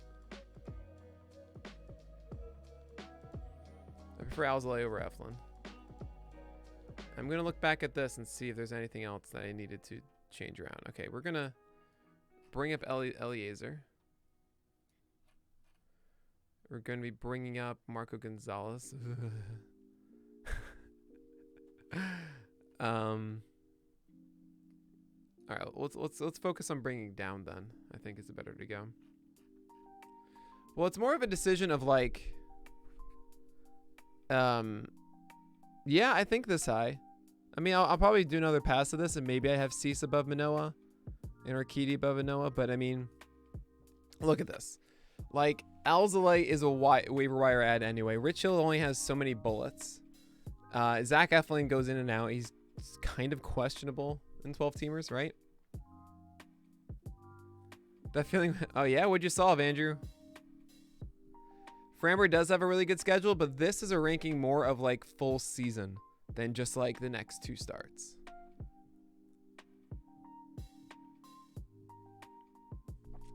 Oh, nice, Andrew. That's awesome. I prefer Framber rest of season than Urquidy. Ah, right. That's probably what we were talking about. Wadsit. That's got to be it.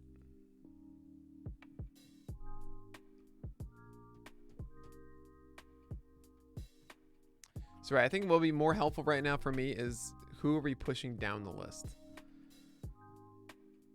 You know, defining this stuff is going to help a lot more for crafting the top of it. So I think I got this stuff set. Who goes to the bottom of this stuff? Like, let's just do a personal ranking of this right now. I feel like Boyd is actually at the bottom of this. Of these guys, my God, this is tough. I think Canning comes down. Webb, good. Mize, good. Yep. Mize, good. Way good. There's a decent amount of good pitchers here. Okay, Eduardo is in such a terrible place right now. JT Brubaker, I'm so sorry, Coffee Cakes, but yeah. Spencer Turnbull ain't that good. Tony Disco ain't that good.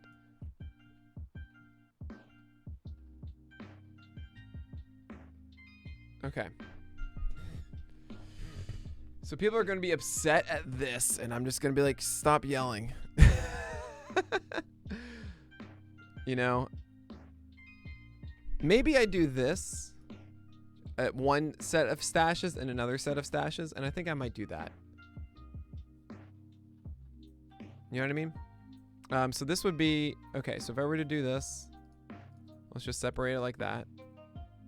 And then separate here so that I can think clearly.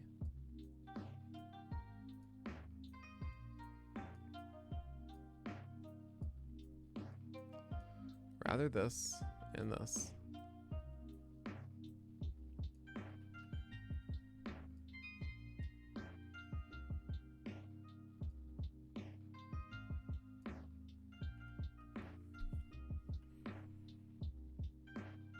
Taiwan's got to come up. I think Taiwan actually belongs here.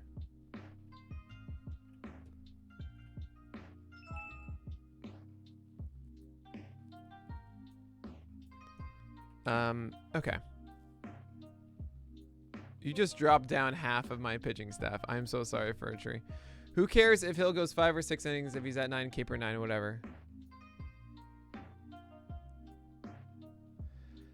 I mean, yeah. So here's the thing, Devil-in-Law, is like, if he's going elite 5, 6 innings, that's great. It's just we don't always know if he's gonna do that. I know it's been that way for like the last 3 weeks or so. Hasn't always been the case with Rich Hill. Actually, April was a little bit of ups and downs, which is why he was as wildly available as he was 3 weeks ago. It's easy for us to say like, oh, those are elite innings, so he's gonna do that now. But we're not still totally sold that he is elite moving forward, right? So the fact that he is going 5 innings just makes a smaller margin for error, you know? Yeah, it's time to keep dropping Tyone. He's just not doing the thing. And I'm not blind to like my conviction that is not granting salvation or hasn't been granted it. So deep stashes versus shallow stashes. I'm not exactly sure what you're talking about there just for today. I love Framber because of how much he resembled Luis Castillo's breakout, but now that's just making me scared. Don't think of anything about Luis Castillo and Framber. I think they're way different pitchers. Framber's kind of a 2-pitch guy with a really good curveball that has had great results in both 2019 and 20. I have been very skeptical about the success of his sinker. The positive is that he goes deep into games. Dusty Baker allows him to do that. Sure, right now he only threw 4 innings. It's because he's just coming back. He'll probably go 5, and then he'll probably go 5 and change, and then he'll go 6. You know, then all of a sudden, then we're back to normal, right? Eliezer is confirmed for this week, so he's on the list now. Did we raise Eovaldi, or was his last start more of an aberration? He was against the Marlins, so I think it's pretty much an aberration. I haven't really changed him here, and I probably will keep him right around where he is now, as I'm going to make some more adjustments here. I kind of want to jump in the Logan Webb train right now, so I'm going to do this. And I really like Wade Miley at the moment.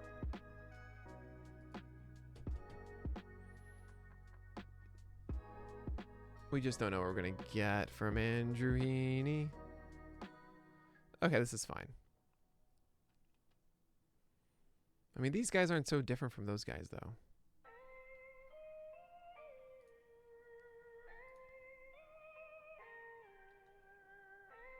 It's like one giant tier.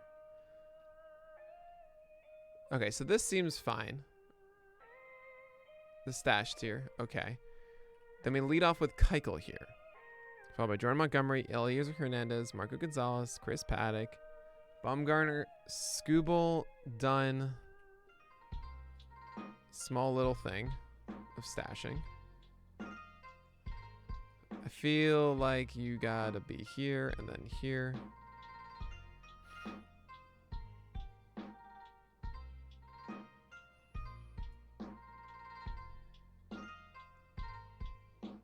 Tyone versus Corbin.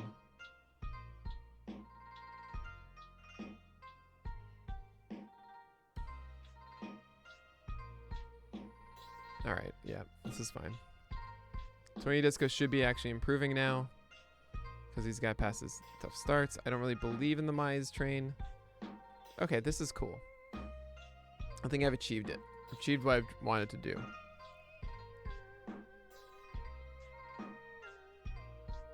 Yeah. The list is complete. It's not really. I gotta double check it. But I think this is generally gonna be the flow of it. I prefer Gonsolin. Personally. I mean, especially like imagine they're both starting like regularly. Gonsolin has a higher IPS and I think better stuff.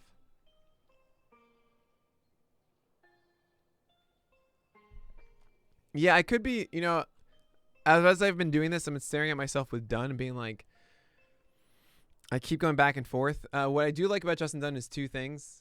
One, he has a fastball that has been increased from about 91, 92 last year to 94 this year, which is really good.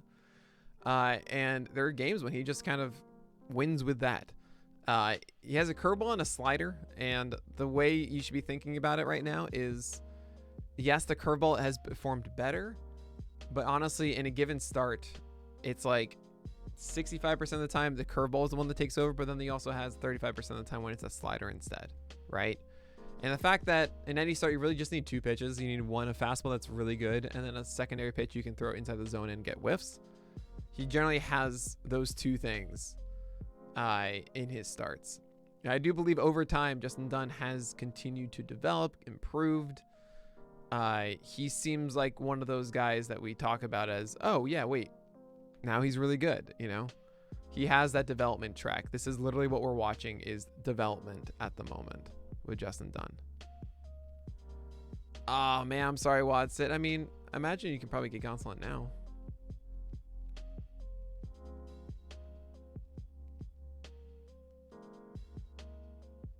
I really hope he does, Popcorn Kiddo, but I mean, the Jays are really good, and Buffalo is not an easy place to pitch. I mean, that would make me so happy. I love watching Alcantara pitch. I feel like he's an ace every single time, but the results haven't always been that. And he sometimes loses, you know, he unravels a little bit here and there. What would a fully realized Dunn be? Oh, yeah, that would be like, I'm overwhelming you with my four-seamer, and then here's my breaker, and you can't handle that, you know? Do you expect Pack to jump back up the list later in the season? I hope so, but we haven't really seen too much improvement. His fastball has gotten better, but it's pretty shaky and it's annoying. Actually, I think this should be here.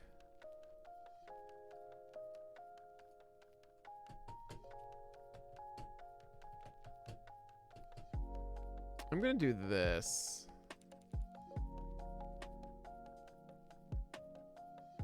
I know people are going to be upset about this one, but he has such a good schedule. Like, his next three starts should be beautiful for you.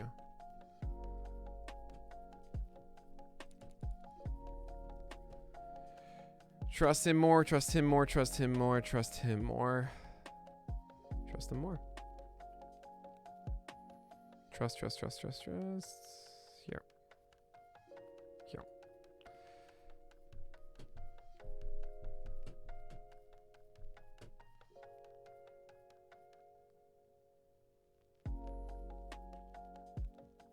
I think this is good.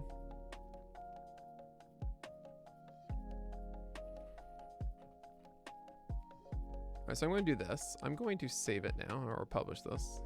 It's not on the site, it's just the list version. But now I can save the draft here.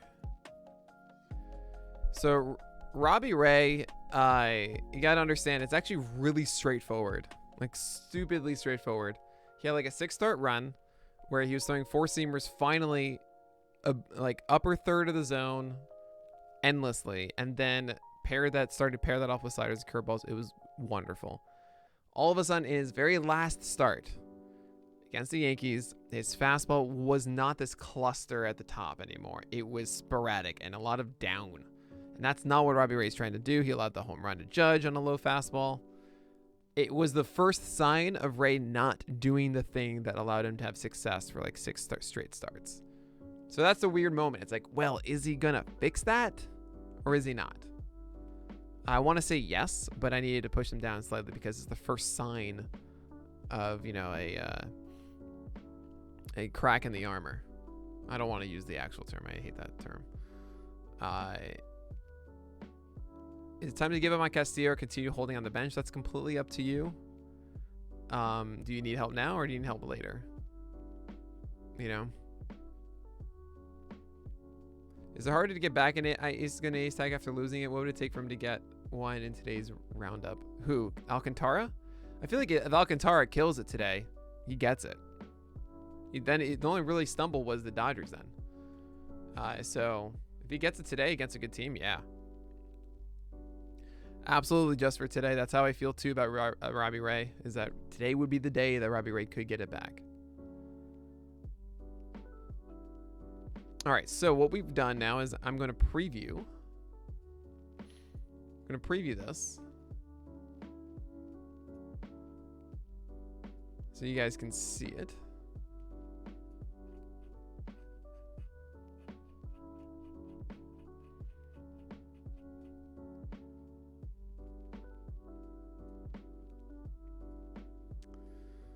All right, chat box. Let's move you over here for a second. Okay. So let's see if there's anything that's absolutely maddening. It's just a easier, better way to look at it, you know? Yeah, I know there's a bug here with that. That's fine. This makes sense. I'm essentially finding myself doing the on the corner today and being like, can I explain this too fast? Yep.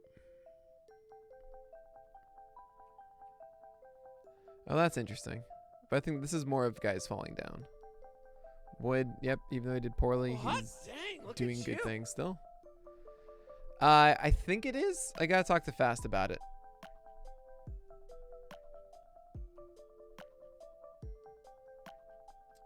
I don't think anyone would be upset with this. Oh, hot dang, look at you. Hey, thanks so much for the follows. Kosher and Mclennan fans. You guys are great. Absolutely does get a boost. That's why he's tier 1 now.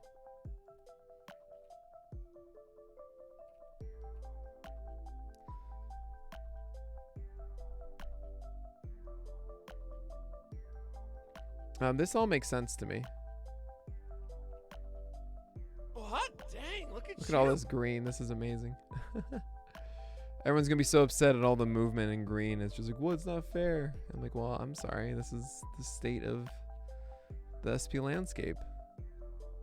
Guys are gonna keep moving up and down. Like, it's really the top 39 now, or like these are all rest of season things. I mean, I guess a little bit of this. Like, I don't see anybody dropping these right now. Maybe I'm too high in Kikuchi.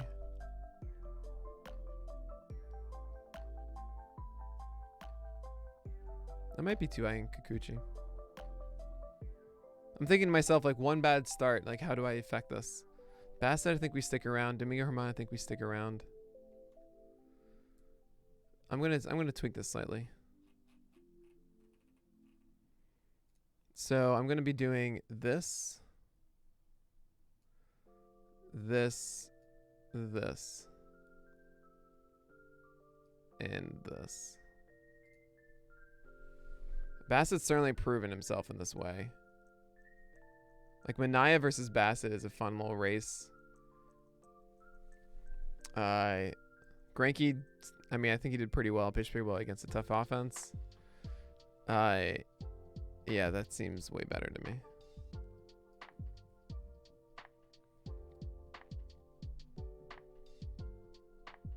That's up to you. I'd drop Paddock probably.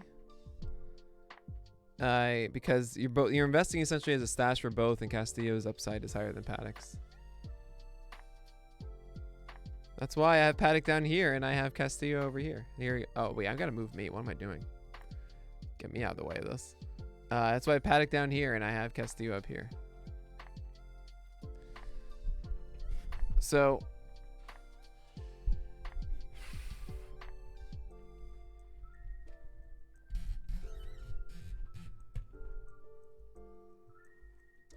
Mclennan seems high.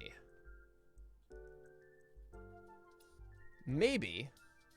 But Mclennan, like, what? I haven't done this yet. What is it? What are the actual numbers that we've gotten from Shane Mclennan starting him so far? We've gotten a 3.29 ERA with 113 whip and a 30% K rate. Like, he's really good. Sure, we have not seen the IPS we want. But that's just going to continue to improve, right? I'm actually kind of surprised it's only been 6 starts. But yeah, I don't know. I feel like he's dope. And now it's like every single week we're just going to keep pushing him higher up. I mean, that's not the point, though. I think, okay, so here's the thing. Last 3 starts have come with at least 5 innings finally. So he's getting wins now, or at least opportunities to get them. 2 out of his last 3 games have come with wins.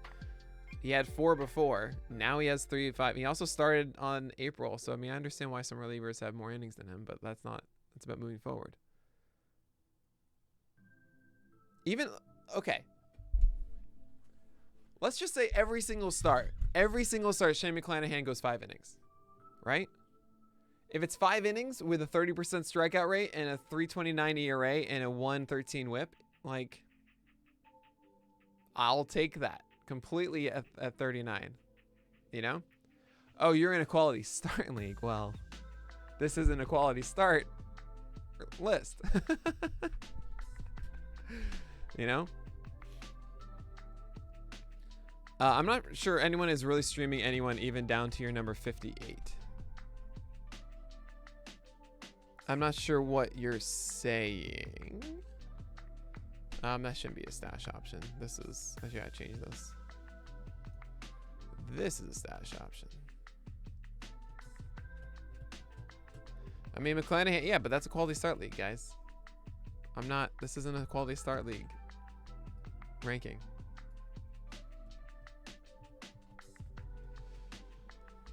Where do I consider the hold stream threshold? Yeah, I see what you're saying. Yeah, I would say it starts around here. This is where you start to be like, all right, like you're debating if you're holding or not for the streamers. I mean, kind of maybe down here, 70. Because I feel like if you have Jacob Orizzi, you kind of hold on to him. Same with Wade Miley and Scafani and School. But I mean, these guys could all be acted in as streamers. I think this might be a little startling for some people. I'm actually going to put him above Eflin. At the very least.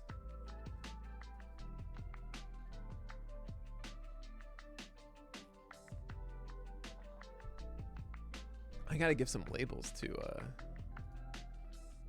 Zach Eflin. At least one more.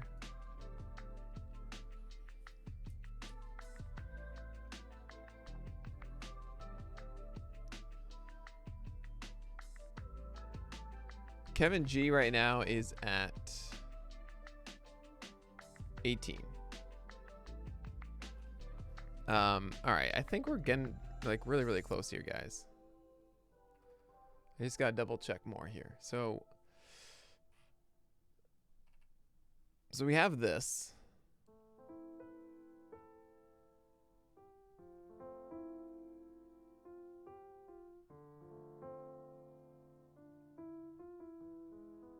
It might be too high on C's.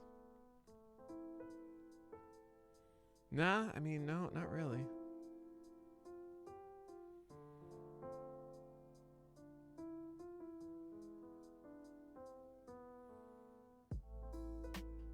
It's an interesting tier because you have like Taiwan Walker and Pineda and Hill and Eflin. These guys are like, all right, these should be helpful.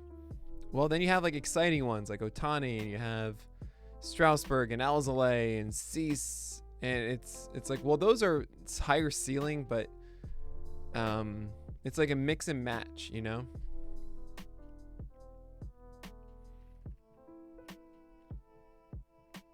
Oh, Cease is absolutely frustrating, but the fact that his fastball was, yeah, his fastball was really good last time. All right, yeah. As I'm saying that, I'm feeling things. So we're gonna do this at the very least.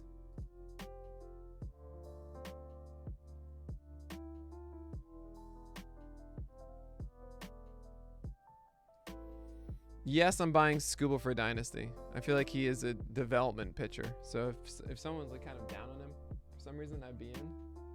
I'm not buying him as like a top 40 asset though. But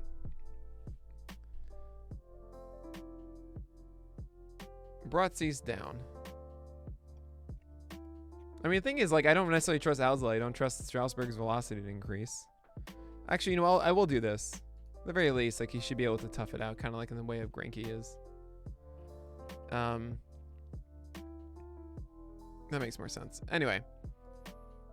Cease, Alzolay, Eflin, Ohtani. I don't really trust any of this. Maybe maybe that. There we go.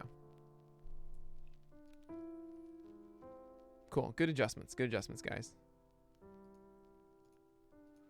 Good adjustments. Okay. So now we're down here. We've got this thing, right? Like Montgomery's showing it, and they're not showing it, they're showing it, they're not showing it. Eliezer's coming back. Do I instantly like him more than these others? I don't. This is too high for Eliezer. So first of all, we're going to do this. Pull down Eliezer to about this. Paddock goes up is here.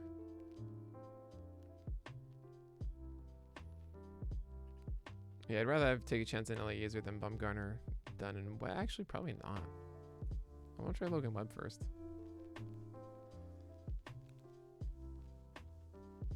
Logan Webb is so interesting. I'm going to do this and this.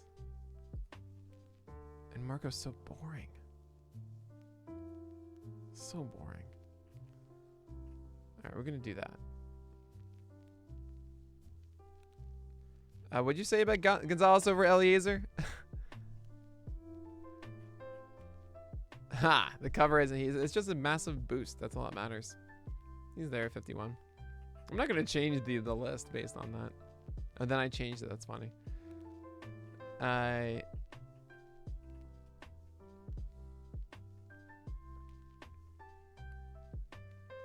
Yeah, this feels right. This feels right. That's good.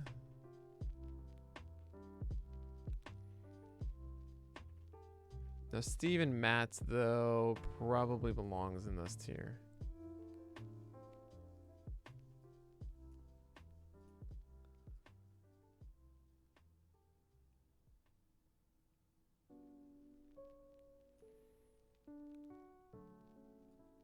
I feel like it's actually this.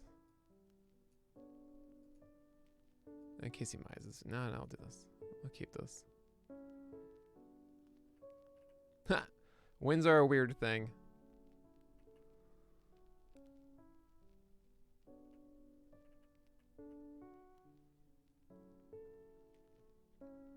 You are right, though. Cueto does belong up above these guys. He did throw with 93 just now. But that's fine. That's enough.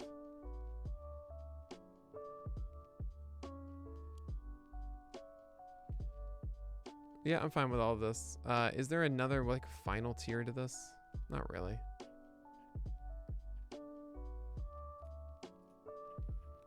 I know that's a long tier 13, but it is deservedly so? Maybe a Tyler Anderson. Actually, Tyler Anderson, yeah, you deserve to be lower. No, you don't. No, you don't. What am I doing? This is fine. We're going to leave this. Yeah. Luzardo, if he were starting again today, would be above this. He'd probably be around here. Low 50s. Actually, maybe even like here.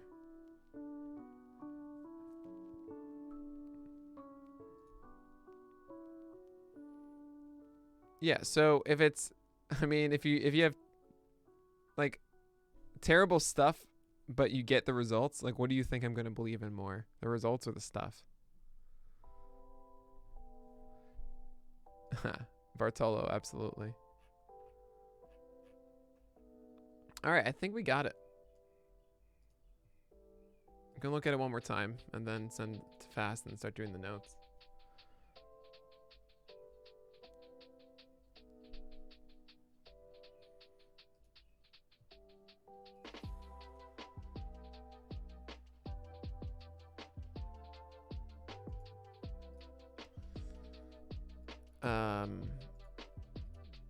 Let me find something here. Huh. Oh right, I have these things. Oh man, I gotta start adding them. That's so cool.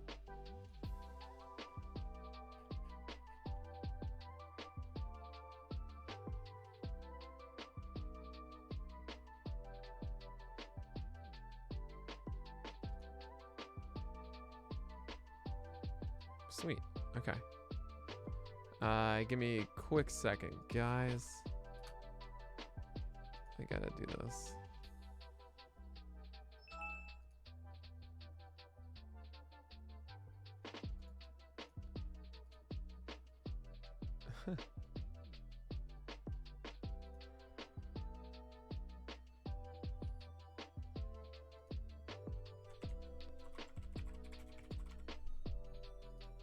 No, I don't. This isn't what I want to do. All right, that's fine. Well, wait, hold on. Wait, I think I can do this. I needed to set this up because I need to take a quick break in a second. And I have a video for it. I'm in the void. I'm not even here. This is just darkness. I'm so sorry.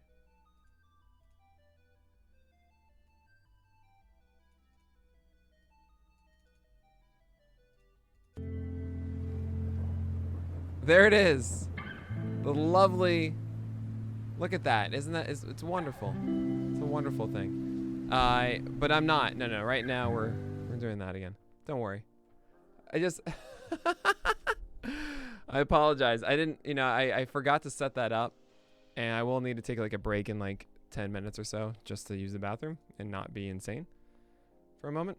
The intro music is so good. It really is.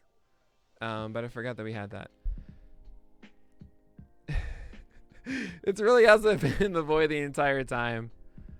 Oh man, I totally forgot to set that up. I meant to. All right, so what questions do you guys have before we kind of jump into note taking? And it's really funny. People are gonna see this massive drop from Cap. Like this one, you guys can't see it. But you see this one? You're going to see it and go, what? This is ridiculous. And also then it's like, well, wait, the list is structured so that guys in the 60s can fall off really quickly because it's very short-term based. And Cap had 2 starts against the Mariners and might not get another start. So that's that. Have you and the team ever considered making labels for the weekly hitter list? We have. It's a lot of work because it's 50% more stuff. But that's definitely something we do. We do want to try and make hit a list more of a bigger thing because it's awesome how much work John puts into that. That's tough. What's your take on Gausman? I mean, Gausman's fantastic. He's an ace right now. I do get a sense that long term he can't just be a fastball splitter guy and he's going to have bouts of volatility. But for right now, he's giving us no reason to believe that. So he's in top 20. Who's pitcher of the month? For May? Good question. I want it to be like Zach Wheeler. Did you reveal who the image will be? Yes. Yes, I've done that. It's Dylan Cease. It's Dylan Cease. Is Molly ever going to be a good pitcher? I feel like he keeps on teasing but not really giving you what you want. I mean he has been a good pitcher. He's closer now in his last start. I think like he's on the track of being really solid for you once again. Bassett is doing a fantastic job. That's why we raised him up this week. Absolutely. Who's best? Who's better? What's best? Are on the list for Manoah and Mclennan. What's best case? I'm sorry, I'm a little lost. Are you asking like who has the higher ceiling between Manoah and Mclennan? The higher ceiling is Mclennan. If the best case, if you're asking like the best case ranking, yeah, Mclennan would be higher. But I mean Manoah has good stuff. It's just I feel it's not quite as overwhelming as you want it to be. Like Manoah should be a really good arm for you, but he's not.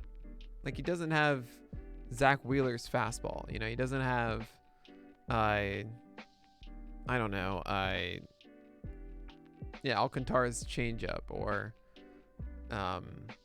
Snell's breakers or something like that. Everything is good, but it's not. And that because it's all 3 of those things that are really good. And I love his confidence and stuff that he should help a lot. He's just not elite. Yeah, thank you, Pyrell. It's like you watch Mclennan for like an inning and go, oh my lord, this is what Brandon McKay was supposed to be. You know? Position player of the month? I have no idea. I'm not the person you want. Why do you think Cash limits Shane's innings if the last start he did goes 69 pitches and then 5 innings earned runs? Yeah, well, I think Charlie's is because they really want to be careful with Mclennan because they do see him as a staple of his this rotation. And they have a good bullpen, and this is kind of how they've always been, is being protective of their arms. There's no reason to rush, and there's one thing that I will constantly quote, which is Stephen Lyman talking to me about pitchers and saying that pitching is attrition. Every single pitch you throw is micro damage to your arm, you know? So the fewer pitches that they throw, they're being saved later on. He's going 5 innings. He's putting them in a position to win, and they're going to move on. They're not going to overwork him now. So I get it. I understand. It's annoying for us, but, you know, I get it.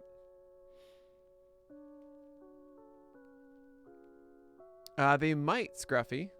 And those might be those moments. But, yeah, we'll see. We'll see what happens when the adversity hits for Mclennan. The stuff is just so good, though. It really is just so good. I wouldn't say that. I wouldn't say that at all. I think McClanahan's much more in command than Glasnow is. You know, Glasnow is much more effectively wild than McClanahan, who I think actually has potential to develop into a command pitcher with elite stuff, you know? Man, doing that video of Degrom this morning, by the way, was so ridiculous. It was so stupidly good. I can't... He's unbelievable. It's like the best pitcher I've ever seen. I'm not even kidding. I really like that. Those innings were just... What are you supposed to do? Oh yeah, player of the month Tatis sounds about right to me. Oh yeah, totally get that. But all right, I think we're good with this. So I'm going to send this off to Fast,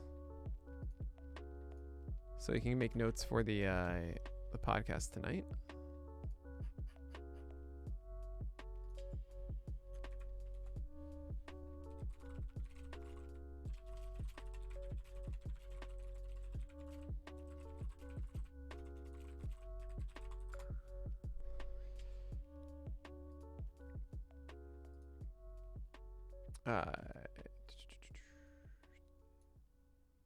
Wait, that's not what I want.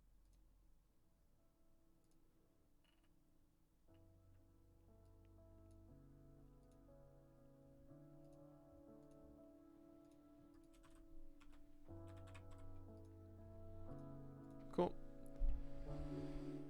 All right. So,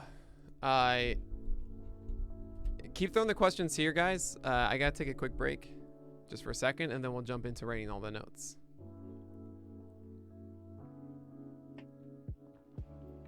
Oh, that sounds fun, Ross. I'll certainly do a gift breakdown of Duran when he shows up.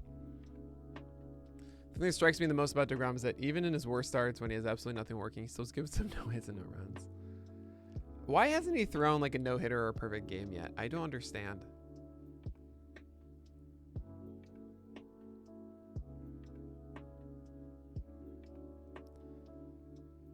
Where do I stand on the whole like starters thing? I'm against convention. I'm old school in the sense that we have to kind of weed out the arms that can't handle the workload. I believe workhorse arms are bred by kind of fighting through it. There's a really good quote in Living on the Black, right? With Tom Glavine saying like his arm hurt after he got drafted in college, and he thought they were going to shut him down, stuff like that. Their pitching coach, the main guy, coming around and says, okay, what you're going to do is you're going to throw every single day for the next week. And he's like, what? But my arm hurts. He's like, you're going to do that. And he realized that his arm wasn't trained for it, so that he needed to actually like push through it to get to a place that like his arm was used to it, you know?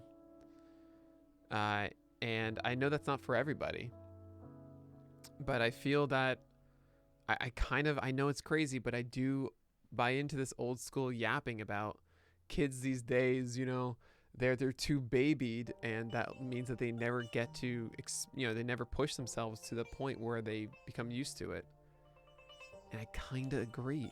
You have to weed that out. You know, you need to push them more, and you can't just all of a sudden slow it down. You have to get that routine. You have to get this in natural state.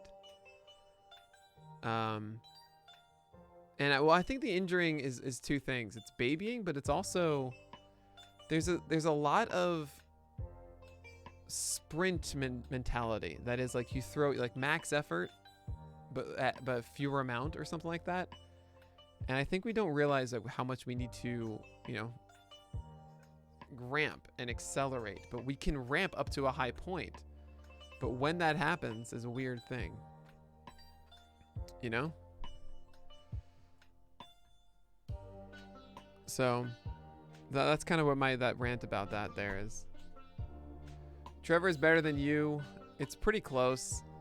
The problem is that Trevor Bauer actually hasn't pitched that great lately, so that's why I'm holding back for another week. Yeah, right? Yeah, D3 doesn't matter. You just chuck him out there. Who cares? You got nothing else after this. Sonny Gray, Pablo Lopez, Kevin Gausman, Mclennan, Molly, Framber, Castillo. Sounds great to me.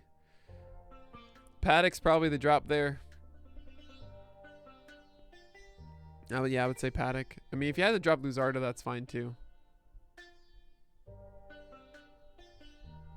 Okay, that is absolutely hilarious.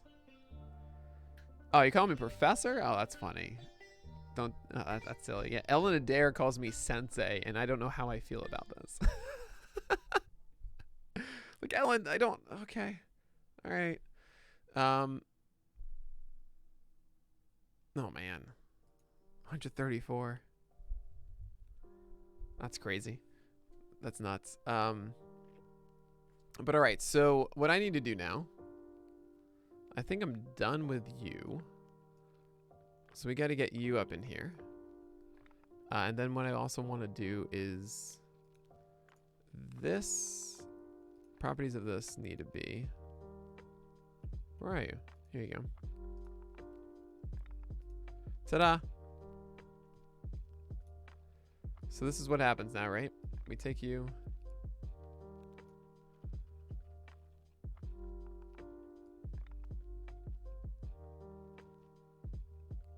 Cool. All right. So you guys can see the list as I go through it. And then chat box will stay here. I'll stay over here. And then I can write on the left here.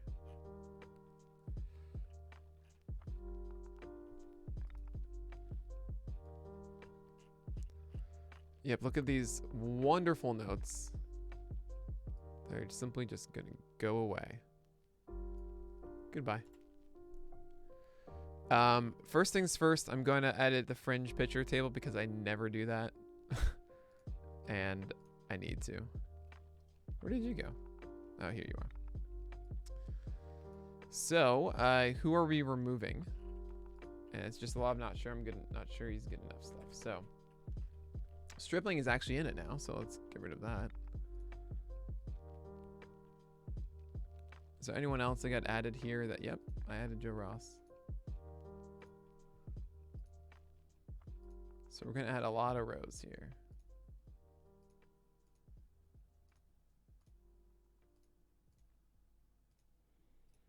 So Irvin, not sure he's good enough. Shoemaker, not sure he's good enough. Pavetta, not sure he's good enough.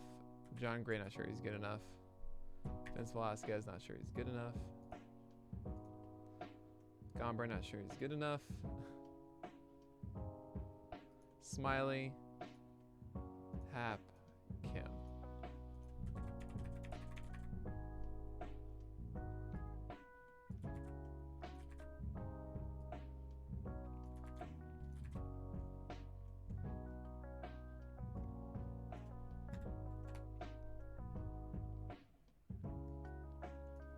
Arena's already off.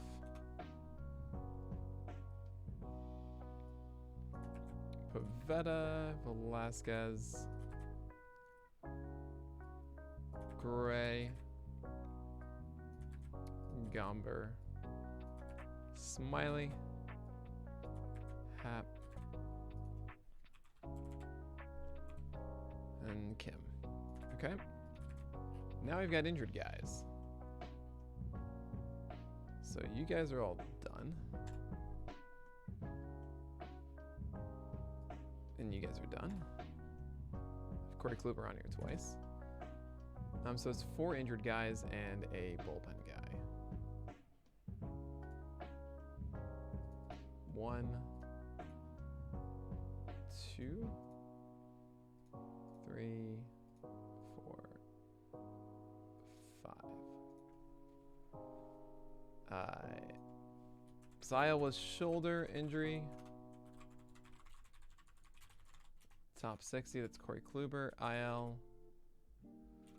What was it? What's it for Kyle Gibson?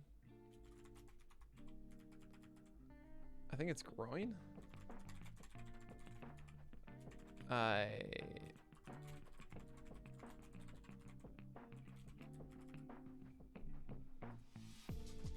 Top 40.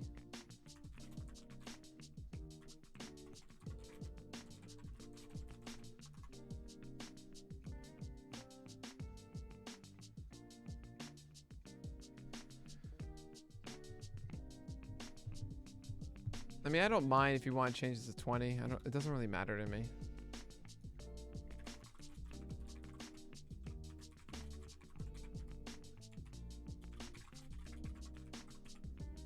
Zach Lisak. And this is Christian Javier.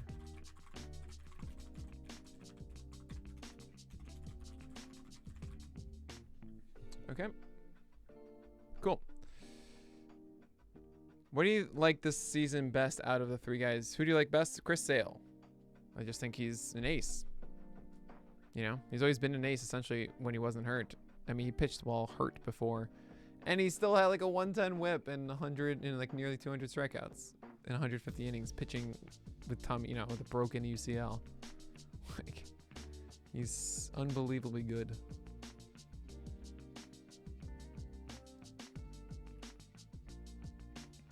What do I think of Jake Leiter?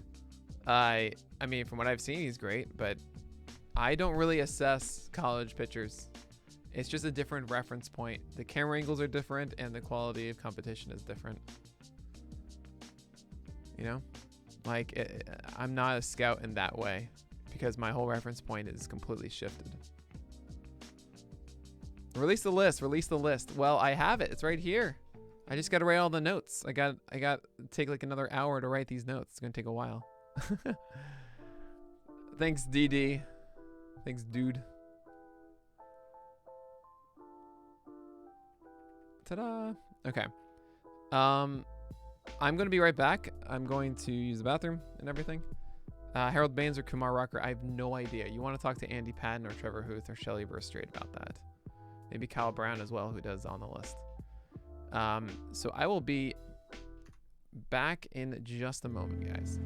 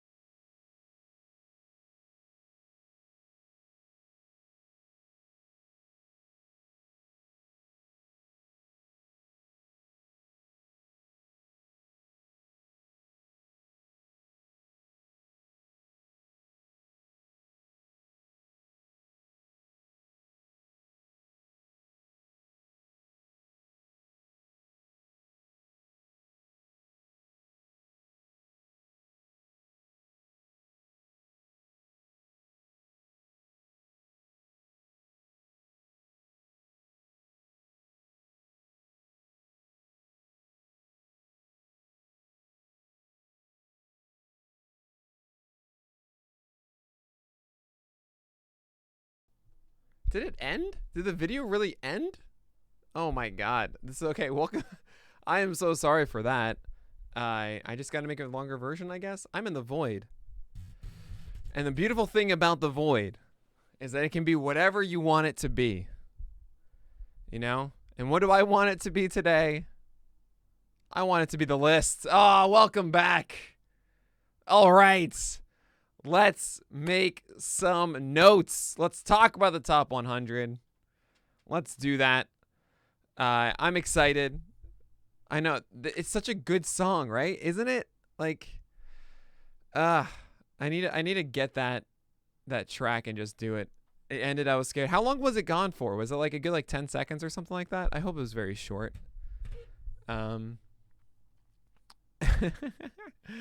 Let's see if I can actually put that on repeat, because I dig it too, guys.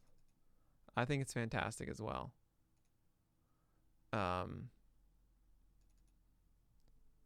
There that is. There it is. So I can make this desktop audio. And then hold on.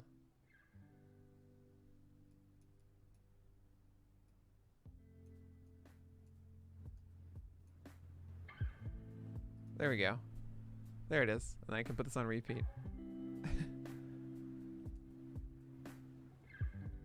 Yep.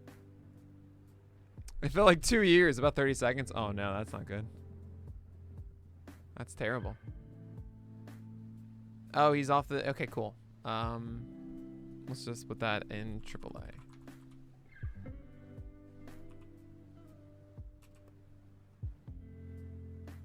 I'm just gonna remove I'm just gonna remove AJ Puck. I feel like that's not worth your time right now.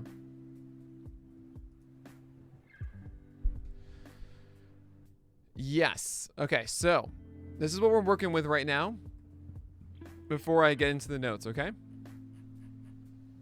Which are gonna be right here.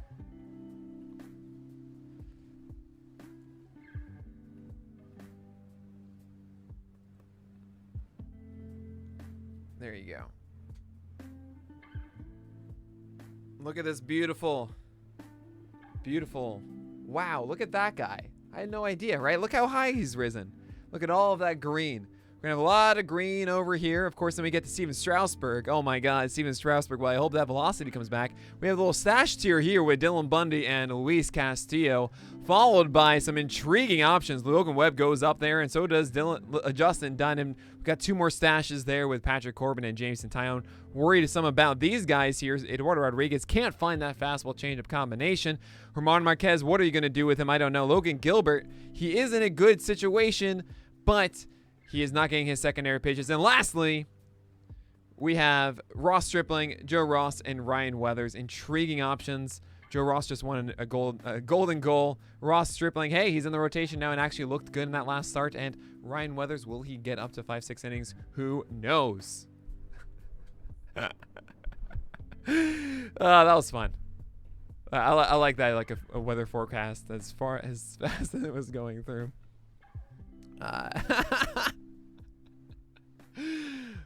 Oh man, I should just have this always playing at all times.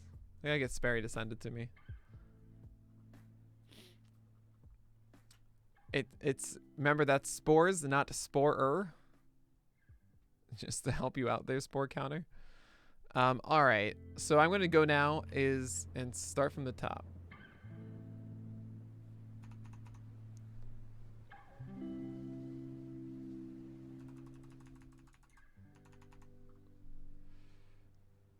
He's streaming pictureless. That's what he's up to.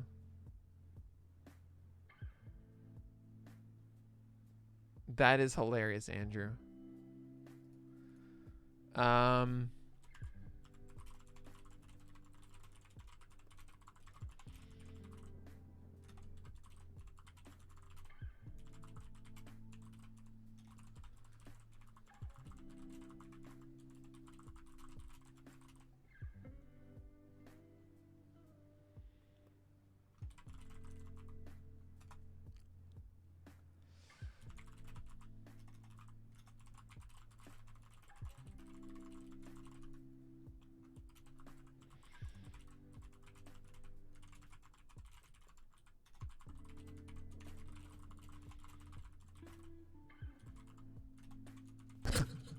Ooh. Thanks so much for the sub. Pyrel, thank you, man. Really do appreciate it. It's kind of you. Can we get... You know, I've always wanted a fantasy league where you just get the added benefits of any pitchers. Like, anytime it's a beneficial thing, you can say, do I want these numbers for this pitcher today? And you can say yes or no. I thought that'd be like a fun thing. Like, he hit a home run. Cool, I'll claim those. You know, but if they go 0 for 4, you can say, I don't want the stats today.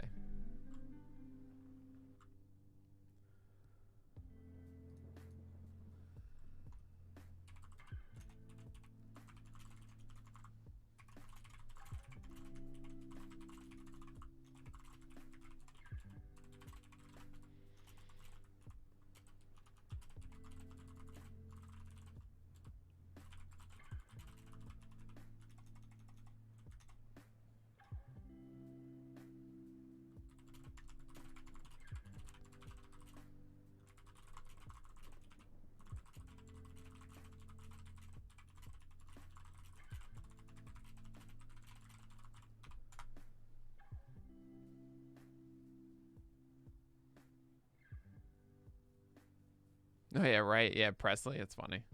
Yeah, you finally code that in, and then there's no more hit pitching. Pitchers hitting. That's pretty funny. I wish there were best ball leagues with transactions. That doesn't make sense. That's just a daily or weekly league. Like, you can have a best ball league where, like, once a month, you do something. Maybe. Yeah, I can understand that. You're able to like make swaps once a month. And you don't actually do anything. How smooth is this going to be? Nope, not smooth at all. Okay. That was the music changing over. All right. Now the third tier, we're going to scroll down.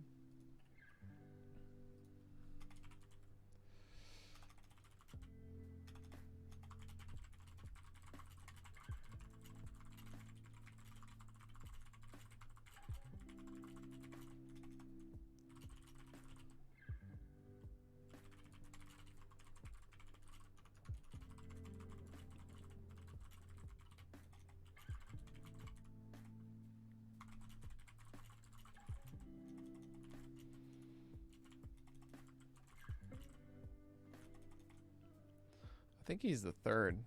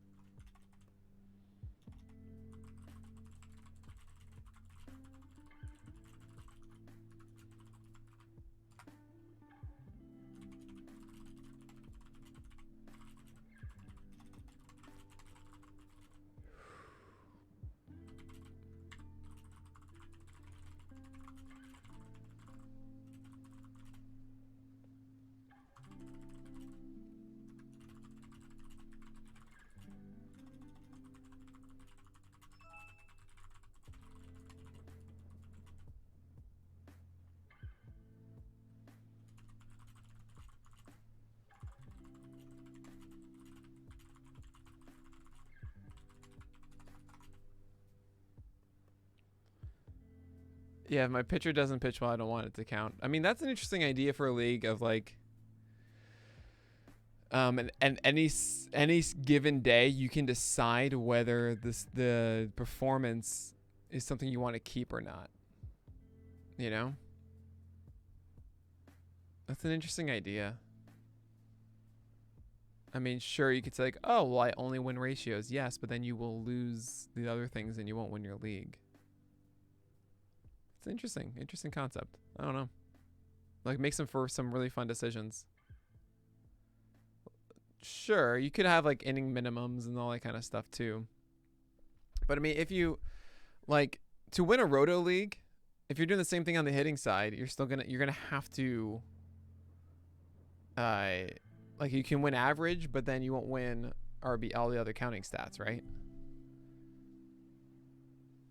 So you still got to win in hitting.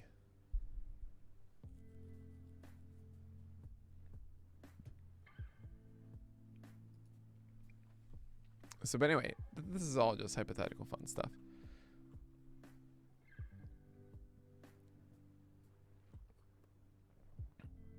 Right, you just want, yeah, no center lap. I understand that. You get the best performances every day. I 100% get that.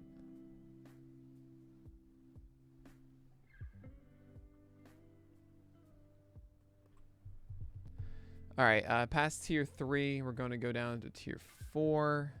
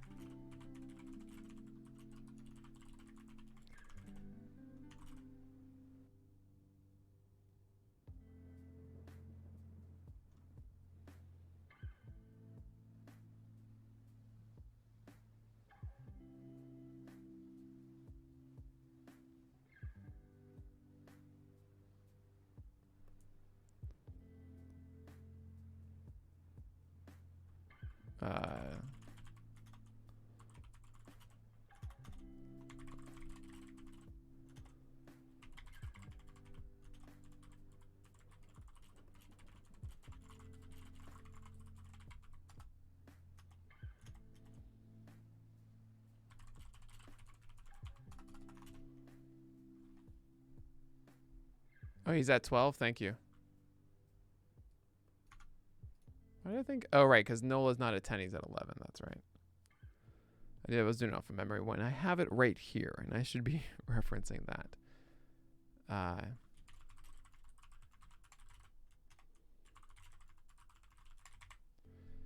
I gotta, as much as I enjoy that music, it's too. Now I'm like overdoing it, so I gotta change the music again.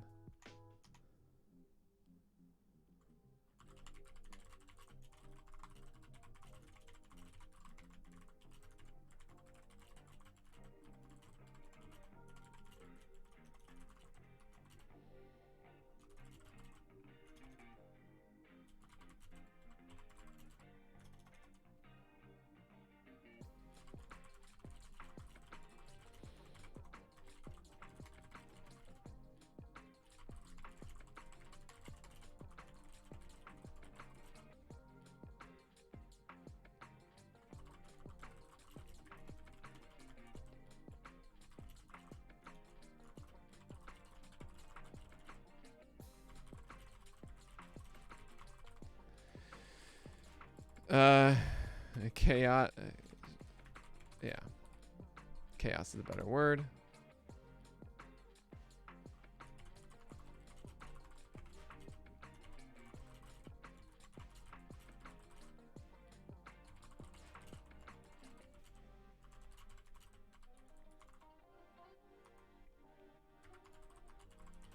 That's all hyphenated. That's fine.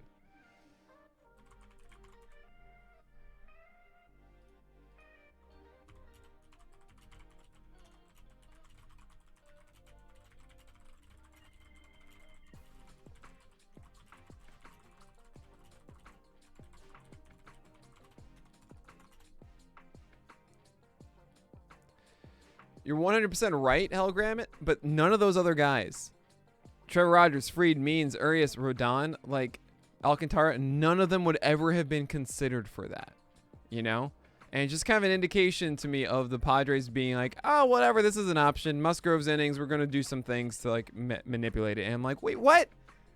This is not the security that you want from like your, an ace, right? So it's just weird. Oh, yeah, predicting word count, by all means, go ahead. I'd say the over-under is 2,600.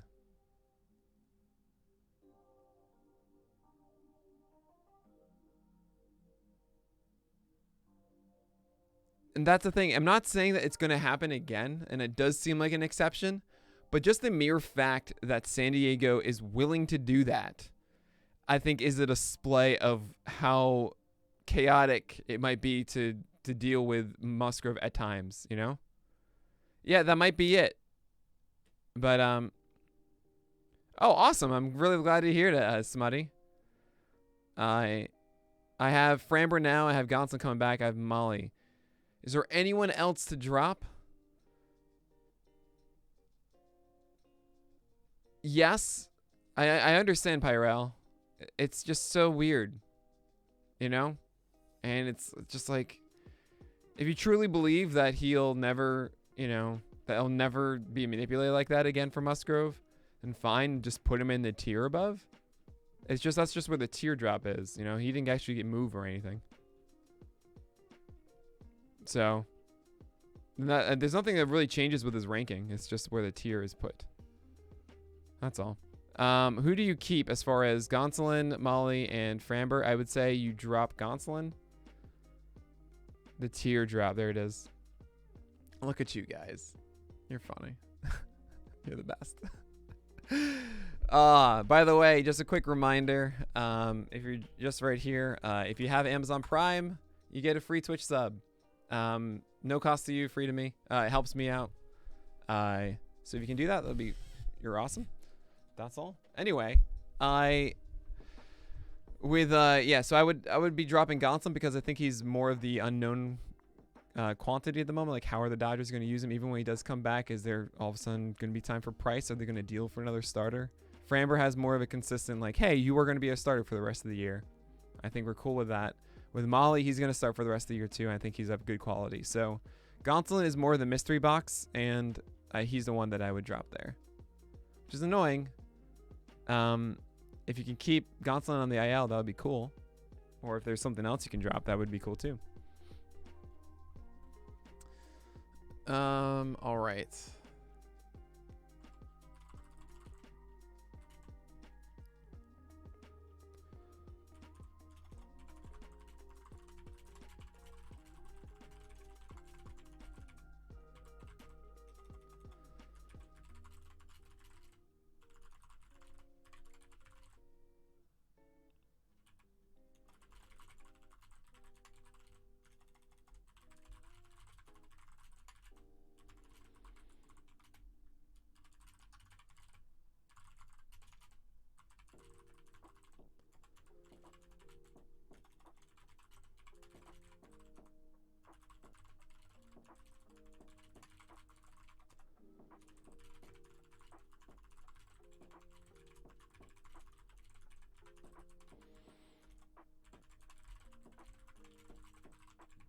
Hot dang, look at you. Hey, thanks so much for the follow, Smutty.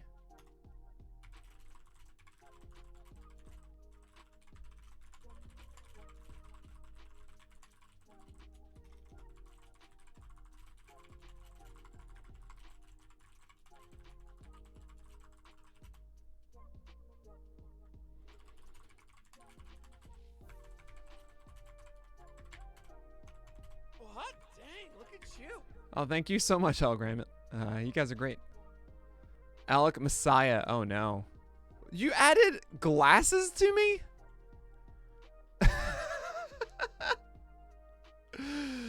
Oh, my God. What is this? SG?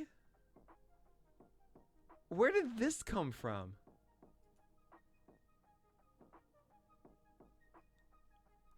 How does this exist right now?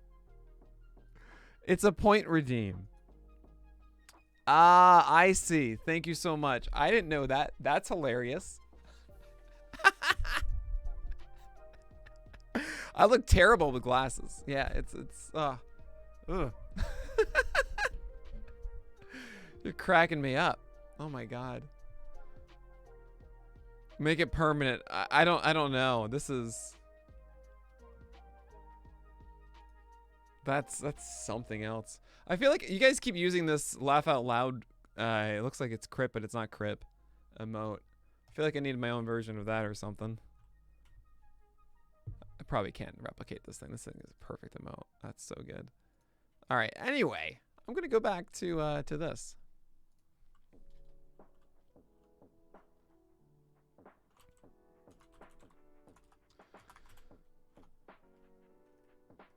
So here we are.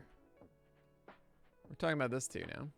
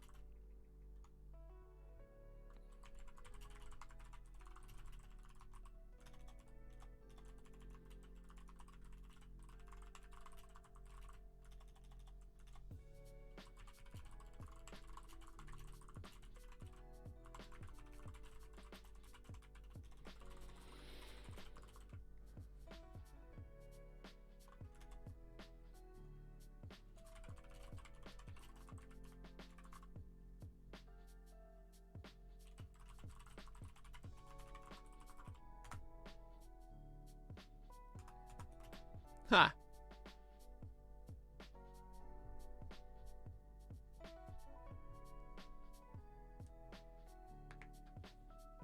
Your entire... Oh no, that's not good.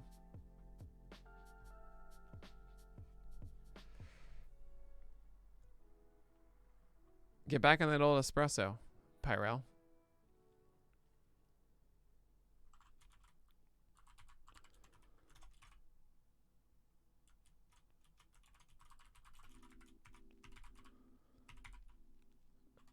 That's not one word. Mclennan.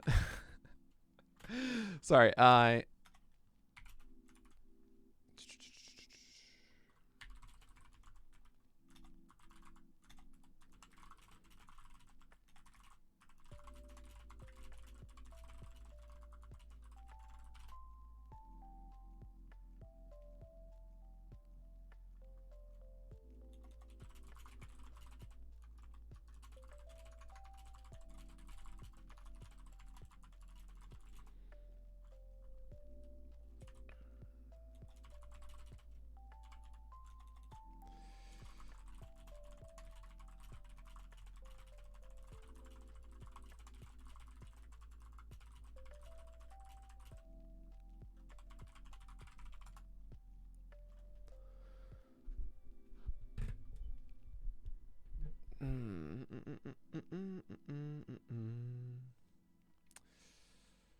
I'm gonna say Marcus Strowman, and actually that's fine. Is there anyone else I really want to talk about in this one?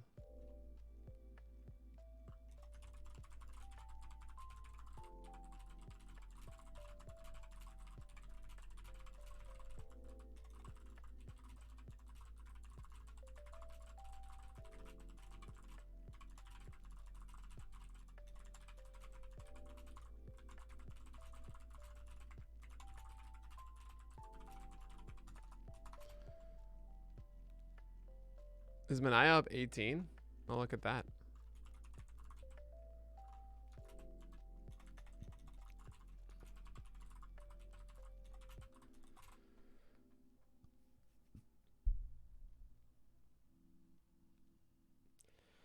I was like, you shouldn't have that faith. Sorry. Sorry. Yeah, I mean, that sounds great with Owsley, but I don't know. As long as if I had one wish for Owsley, it's just, honestly, it's an elite fastball, not a changeup. But like, you don't need that. I think really Degrom yesterday showcased, if you have 2 elite pitches, then who cares? You know, Kevin Gausman has proved this. Degrom did it over 6 innings. He threw 2 pitches that weren't a fastball and a slider, you know? Wascarinoa was doing it. Peralta has been doing it. Yeah, Tyler Glasnow essentially did it for ages. I mean, the slider was essentially just taking over for the curveball now. I'm winning an argument by signing Degrom. Well, I mean, I understand that's the elite of elite, but it's like, you know, the necessity. Like, we treat it like a necessity, and it's not. I'm winning an argument by signing Degrom. Well, I see what you're saying now. Yeah, exactly. Like, Degrom does it. Like, who cares? No, it's like, you guys know Godwin's Law, right? Godwin's Law is this thing about the internet where every argument devolves into calling one or the other or comparing something to Hitler.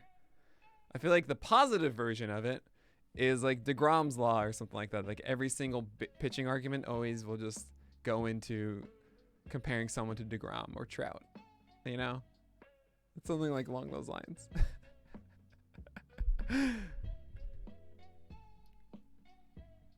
Oh, yeah, right. It can be, Burns and Woodruff. You know, you just have an elite fastball and like one good secondary pitch and you're fine. I mean, Buehler does it really well by having an elite fastball and like 3 different ones. That's cool. You have Wheeler doing the same kind of thing. You know? So it's cool. It's really fun that we see like these different mix and matches of some guys that are just like, hey, elite fastball, and then things off of that. Some guys are like, hey, elite secondaries, and like, let's not use my fastball. Like Yu Darvish, for example, or Shane Bieber. It's cool to see it. Different ways to get to the same spot.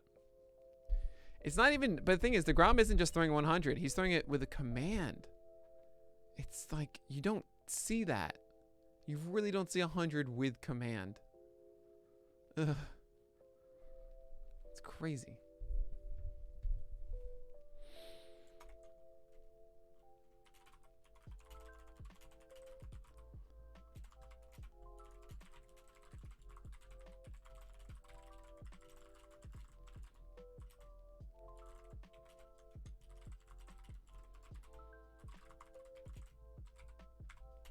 And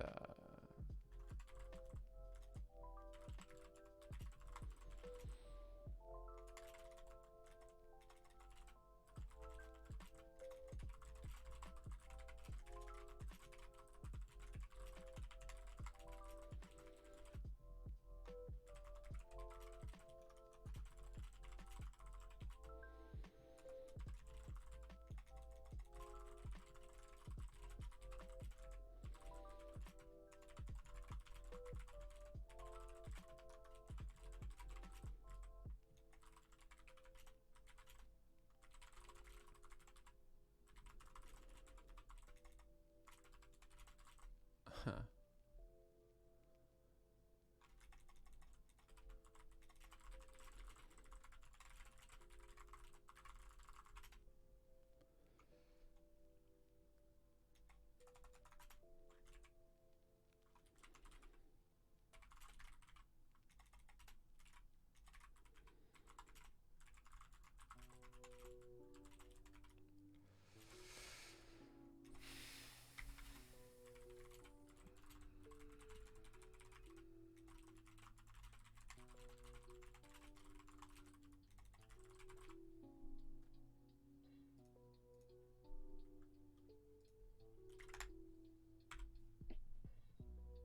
Well done. Well done, Brooks. Thank you so much. I love it with the arrows. That's amazing.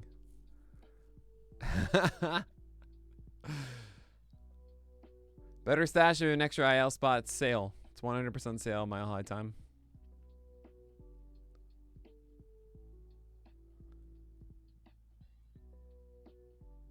What?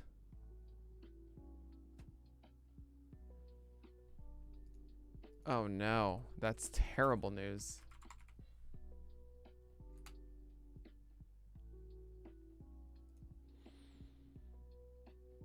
Ugh. So get used to Cody Poteet, guys. I mean, I wonder, like, what are the what's the situation of the of the Marlins right now? They are 7 games out of the wild card. They essentially need one more starter, right? Like, it's Rogers, Pablo, and Alcantara are great. Eliezer should be helpful, but I mean, Edward Cabrera. Maybe that's it. Maybe that's the answer there.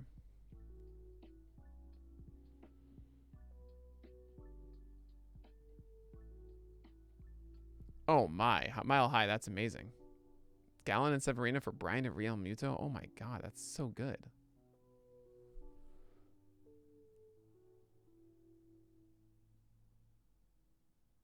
Oh man, I really hope Sixto's okay. I think I got him in, it was either Tout or Labor, and I've been holding on to him for the entire year. I have him in the Legacy League.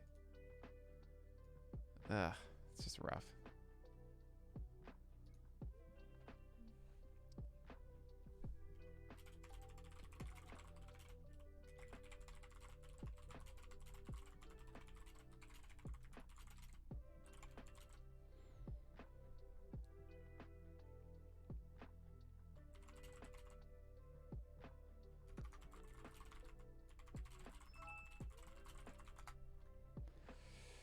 Hmm.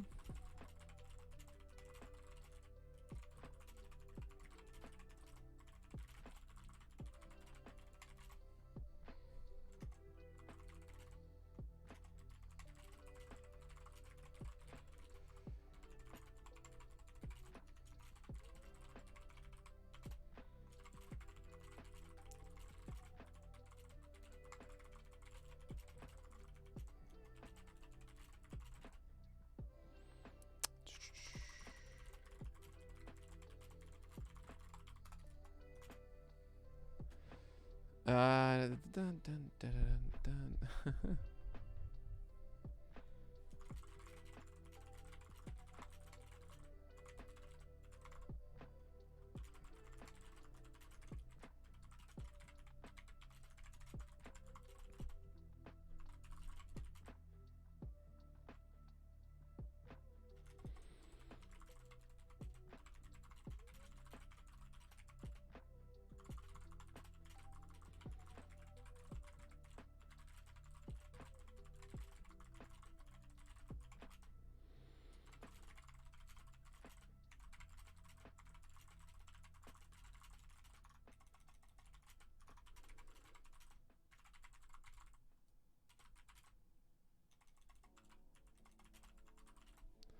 I gotta do this for you guys. I'm sorry.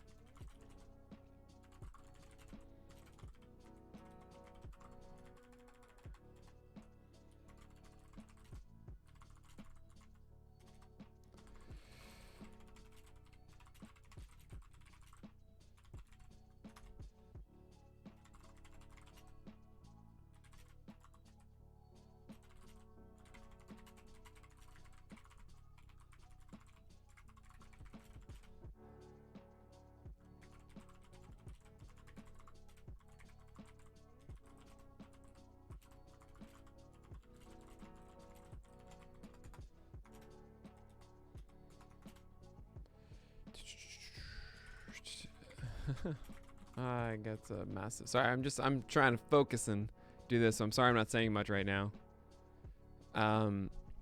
Keep asking the questions though, guys. It's a nice change of pace to like go through a little bit and then take a pop out and back and forth here.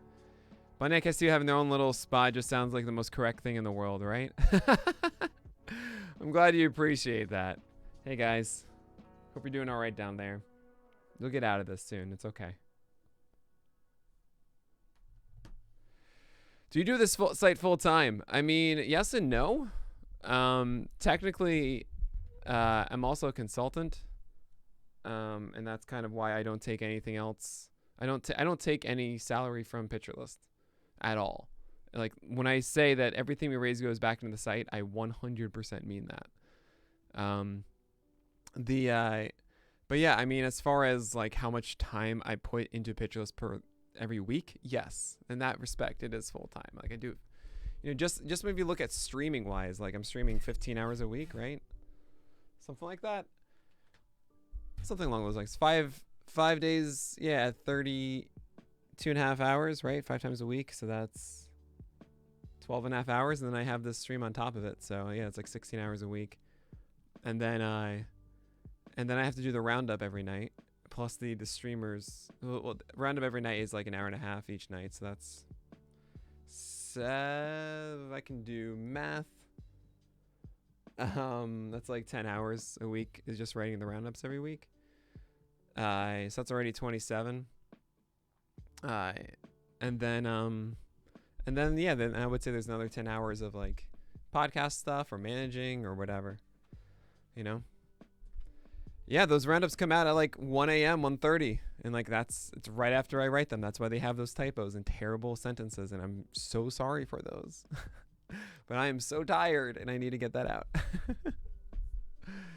But I mean, like after this, I'm going to do the podcast with Fast. And I have the Nick Pollack and Friends stuff. And there's just a lot of other things too. So in between all the streams and writing, like get breakdowns and, meeting with potential hires and talking to staff and all that stuff. Well, I do, but the problem is getting a copy editor to be up with me at 1:30 in the morning to do that is a really hard ask. That's not something you can just find every single night waiting for you between 12:30 and 1:30 or like at 1:15. Just being like, hey, Nick, where's the list? Where's the roundup? And like knowing like, hey, 1:15, go and do that so you put it up by 2 o'clock or something.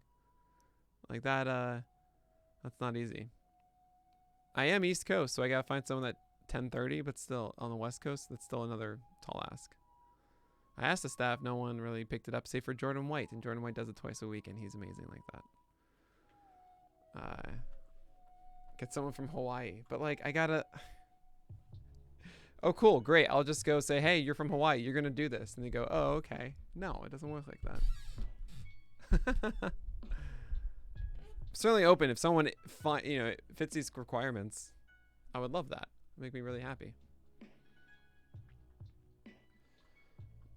All right.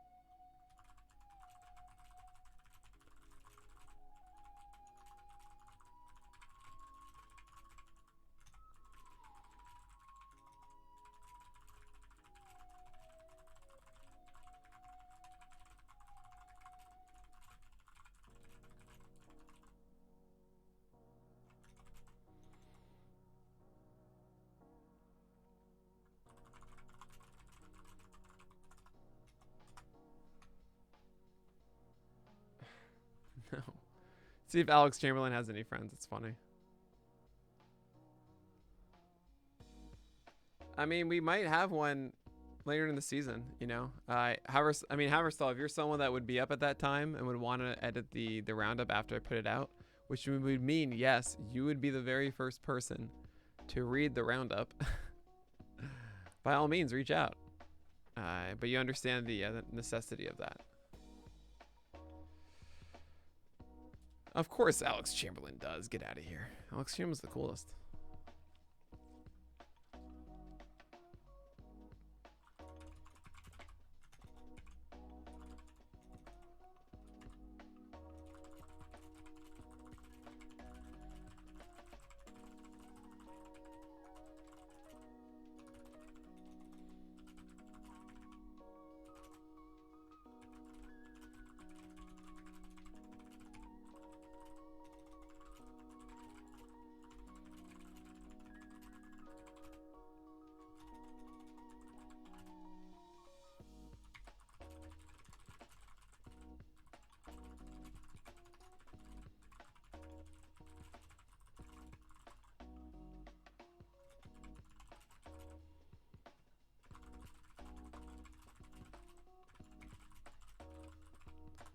Yeah, the whole Sixto thing is very sad.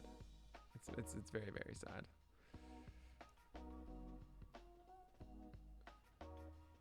$1 a.m. Yeah, it would go out by 2. You would have it scheduled for 2 a.m. Yeah.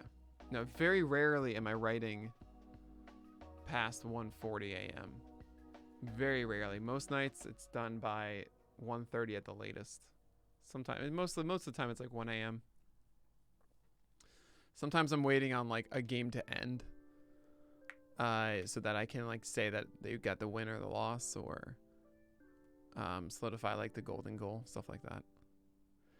Well, rest of season, Robbie Ray or Alex Wood. Look at this, huh? Alex Wood above Robbie Ray. The reason for that is Robbie Ray just took a step back last time against the Yankees, where his fastball command wasn't there all of a sudden, and it was for 6 straight starts, and all of a sudden it wasn't. If next start I see his fastball command back, I think it would have Robbie Ray above Alex Wood, but as of right now, no, it's okay. Oh, I know. I love the fact that I had the answer. That wasn't me making fun of you in the slightest, PJ. Please, I hope you understand that. I was like, oh, I have the answer for you. Don't apologize, please. But yeah, it is really close with Alex Ray and Robbie Ray. I appreciate that you actually asking, you're asking questions. Yeah, Alex Wood, like, his fastball's really good, 92, and slider is kind of elite at the moment. So hopefully he can keep that up. Imagine if he had like his 2017 changeup too. My God, it would be so good. It would be so good. All right, where are we? We are over here. We got those two guys. We got this. Pineda, fine. Oh, hot dang, look at you. Oh, thanks so much for the follow. Good life.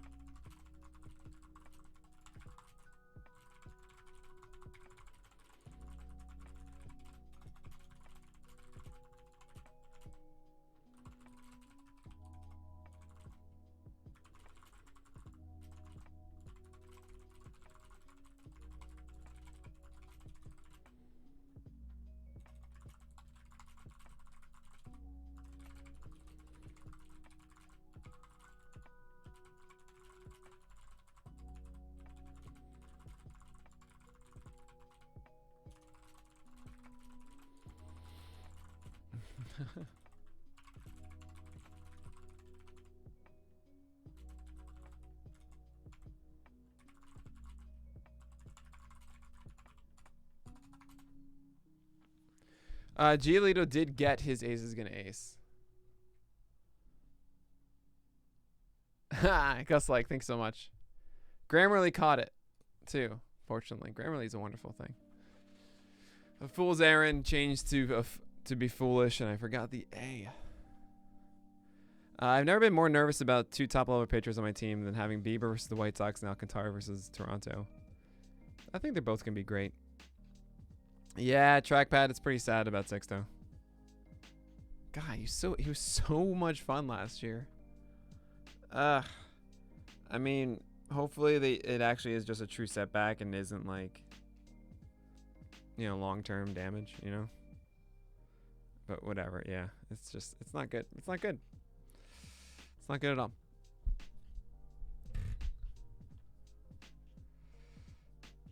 I just changed my name to Searching for Sugar Man. Huh?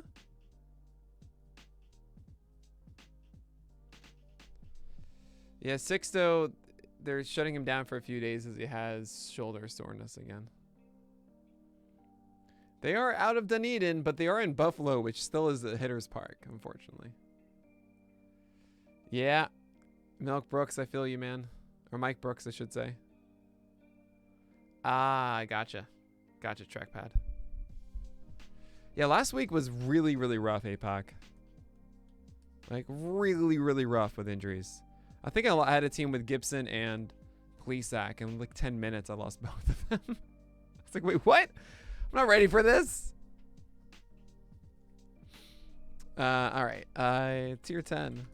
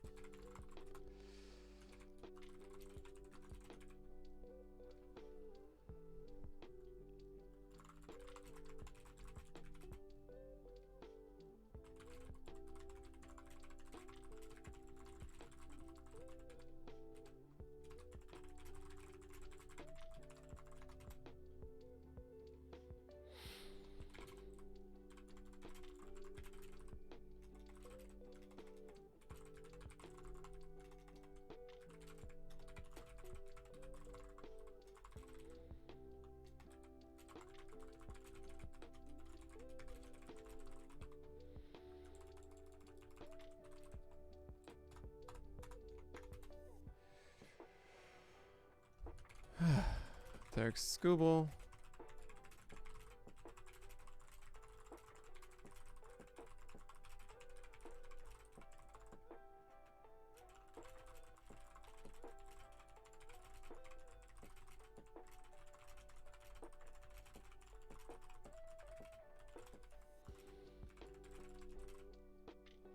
This strong streak will last.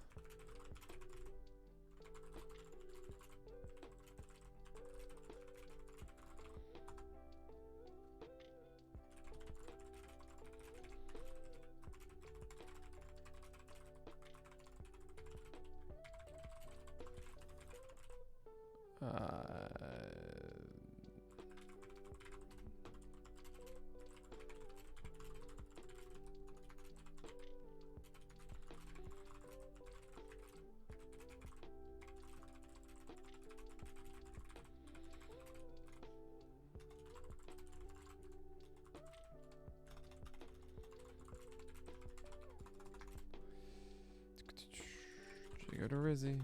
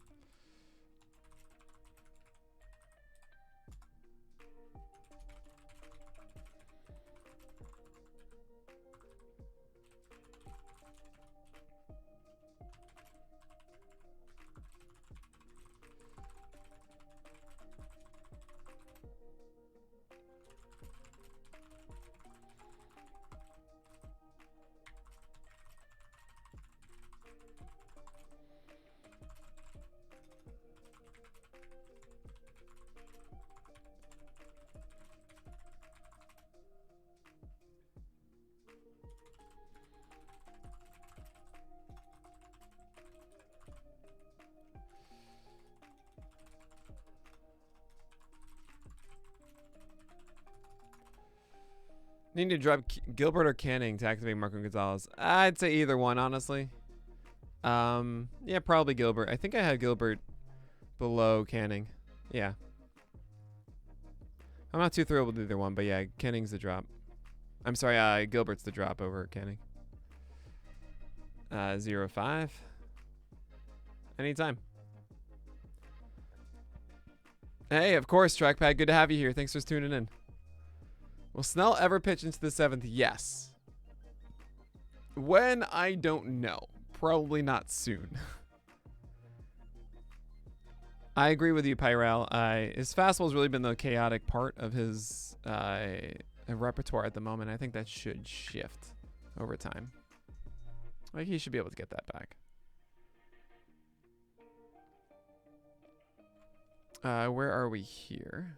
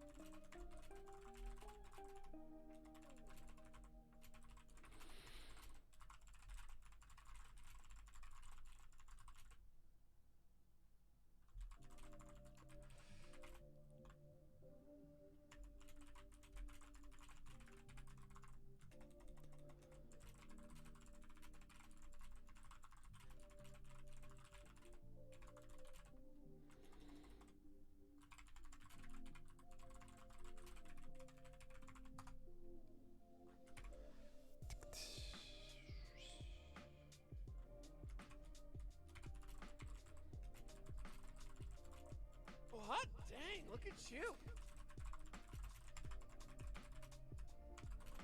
Thanks so much, Jims, for the follow.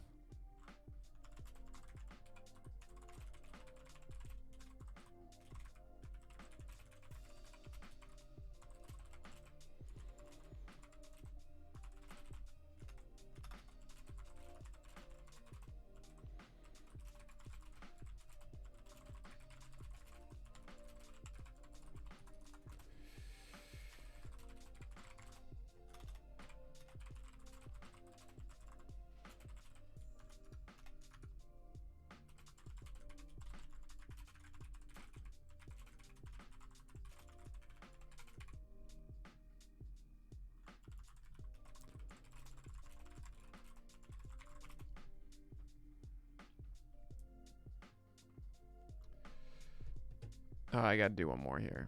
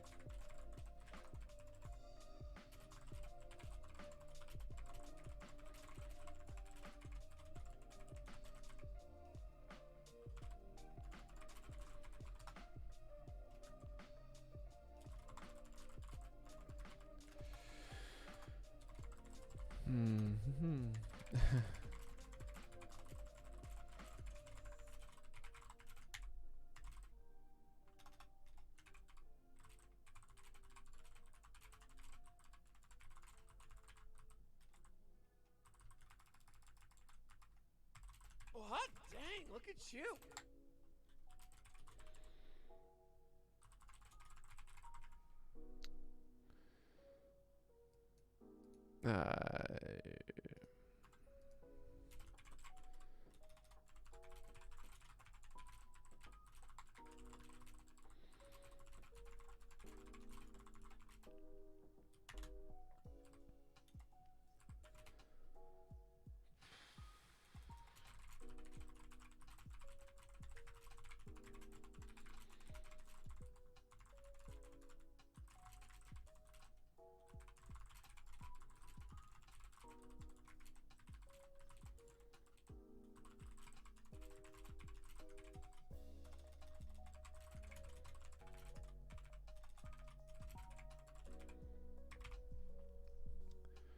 Mackenzie's giving me that vibe, elite reliever type. Interesting. Well, it's because he's erratic.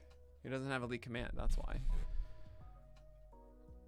As for Paddock, I'm less than optimistic. I honestly feel like he's more of a long relief than starting. I kind of feel that too a little bit, Pyrel. I might actually have him a little bit higher than I want him to. There's a part of me that kind of wants to put Tyone in the middle of that. And I might do that. I might just kind of get rid of that tier 11. I think I am. I mean, as I was typing that stuff, I think I'm going to change this. Where are you? I guess it's over here now.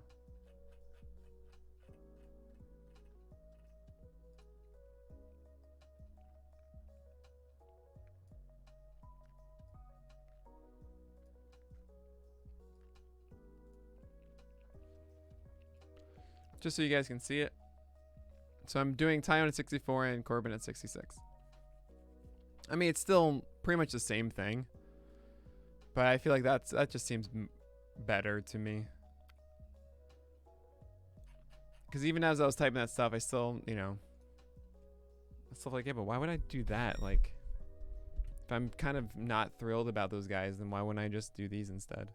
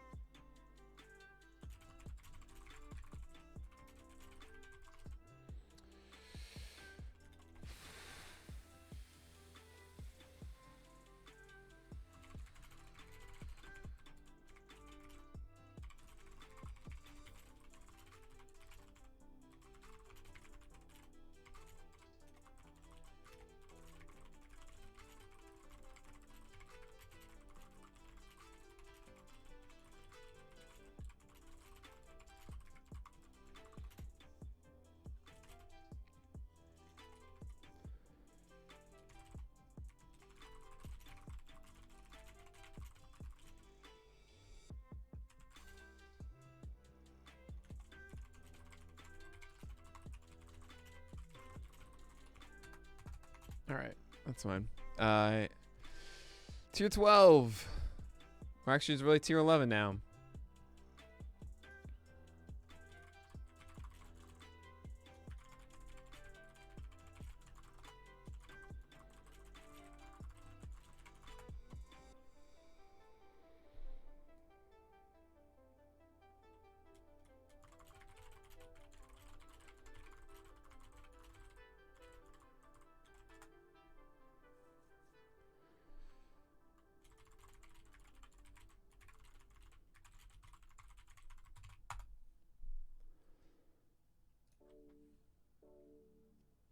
All right, tier.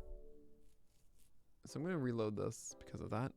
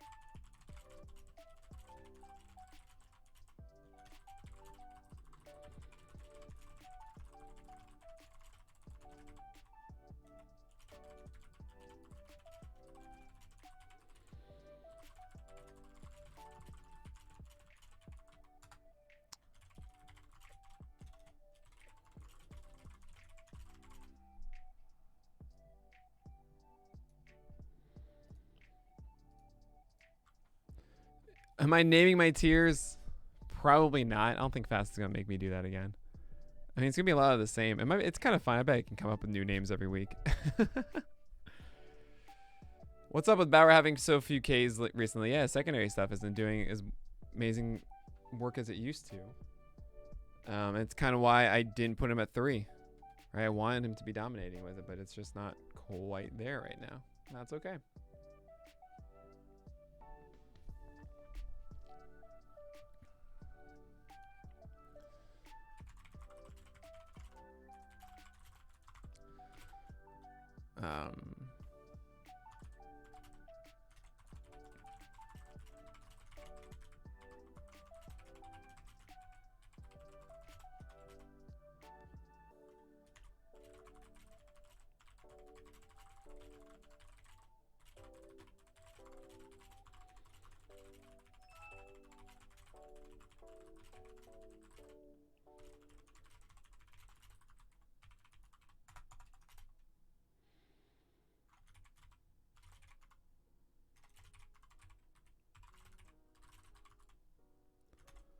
As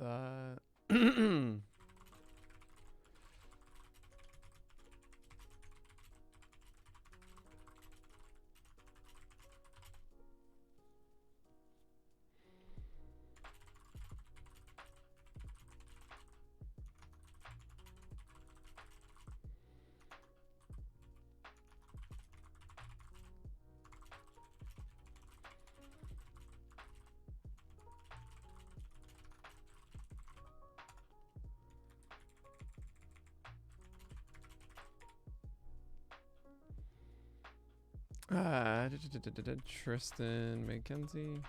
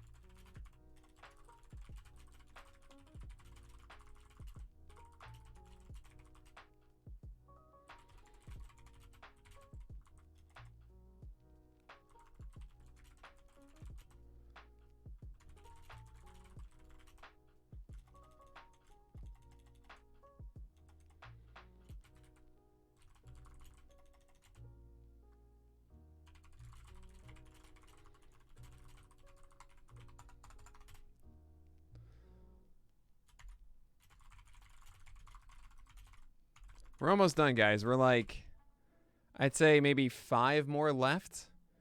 You know, I'm probably going to go Tristan, Eduardo Rodriguez, paired with Casey Mize here. Actually, maybe with Matthew Boyd. Luis Garcia, Brady Singer, Luis Garcia paired with Brady Singer. Ryan Yarbrough paired with Ryan Weathers. Actually, maybe do one of these. Ryan Yarbrough paired with Alex Cobb.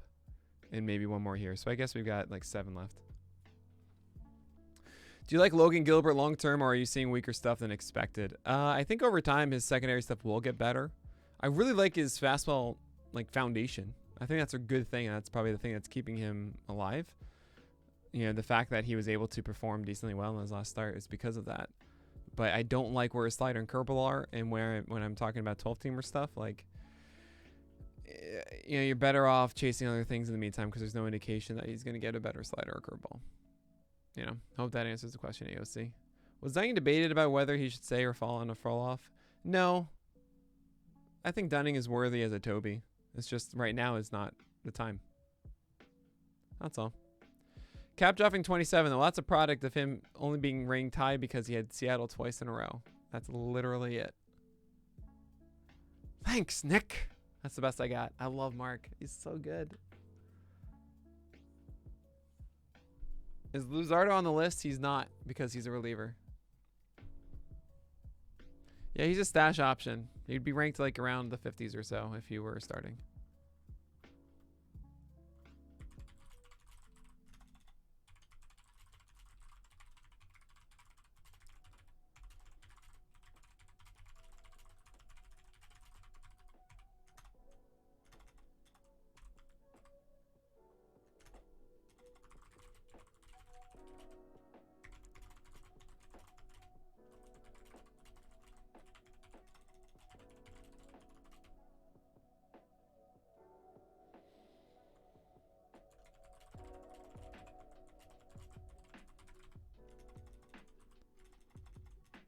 I'm just going to leave it at that.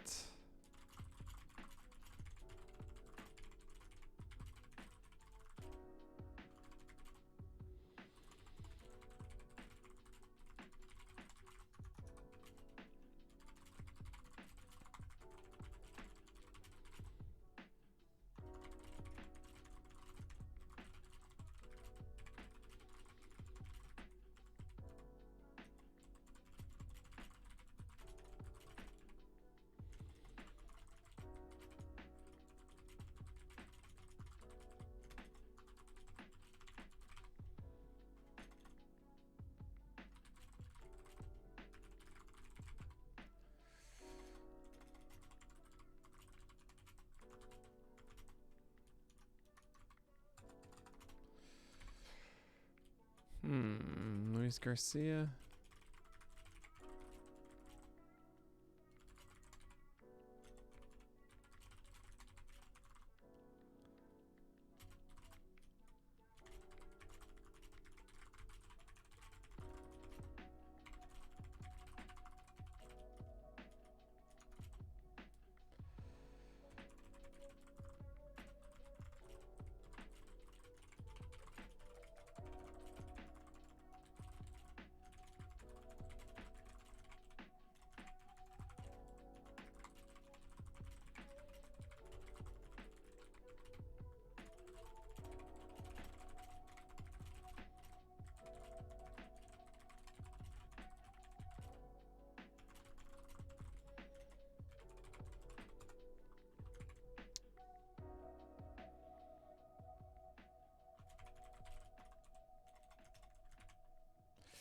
It's also not a great moment for James.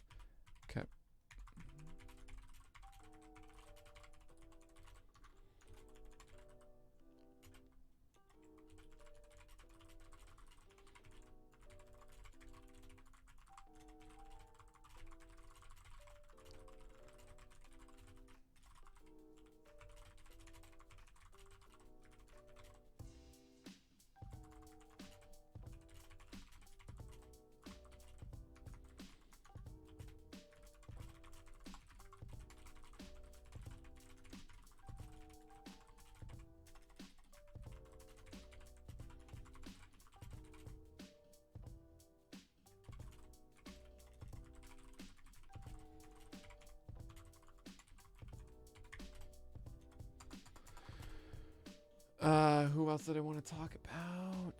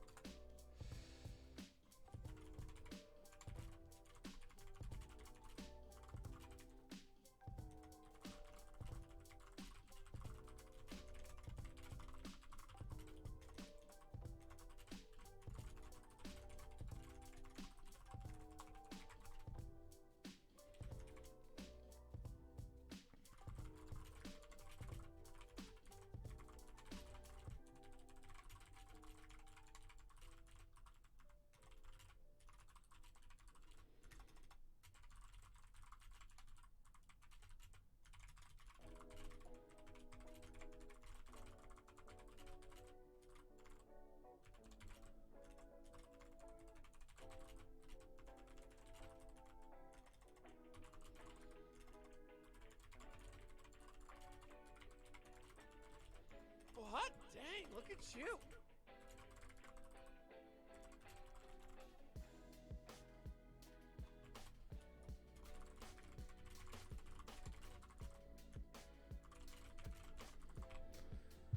That might be it. I mean, I guess I gotta do something on Richards and Dane Dunning.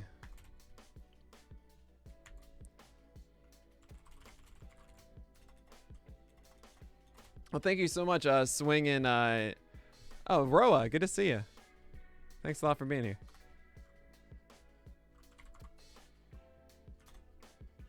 Just tuning in, Nick. Have you gone into Manoa? Yeah. Alec Manoa is at 46, 47 over here, up there. Actually, wait. He's right here, right there, right there.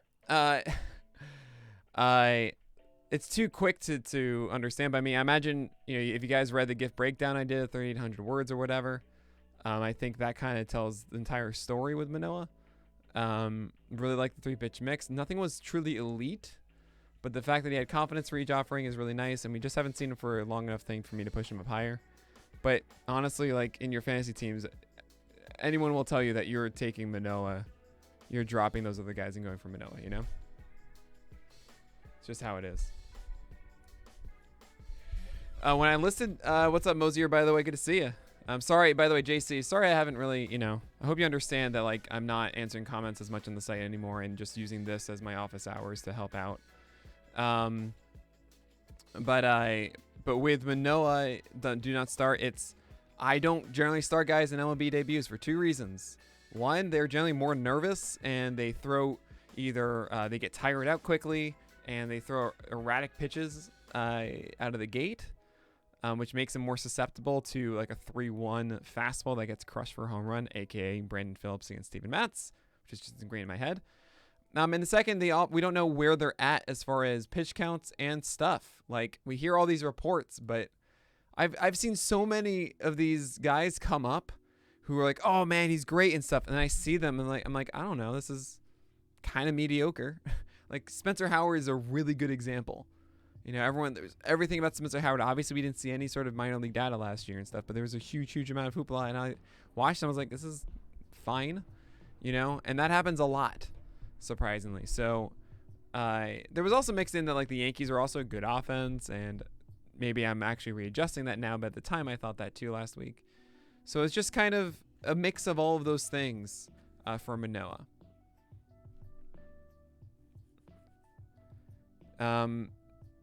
So yeah, so hopefully that helped you guys out. Oh, thanks a lot, JC.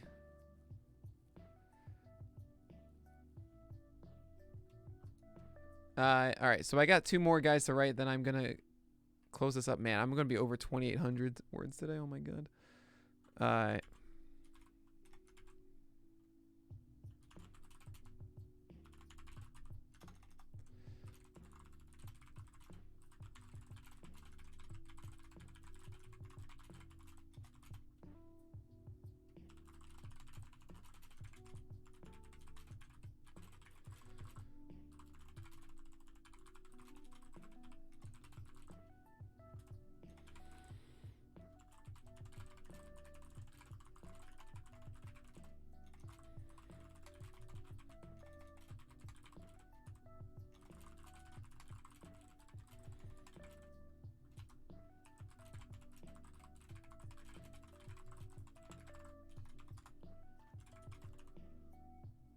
Oh, no, I get Richards.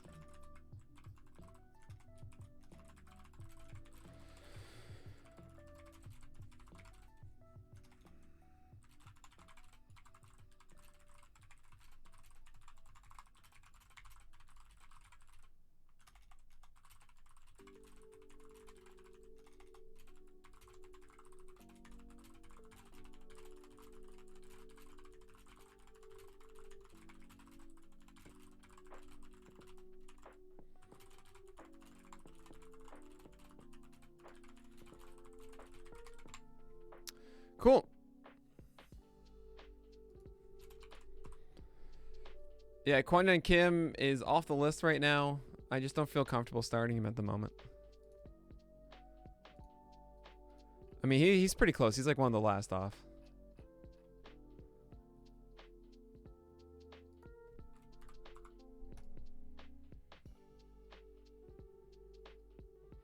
Yeah, that's fine.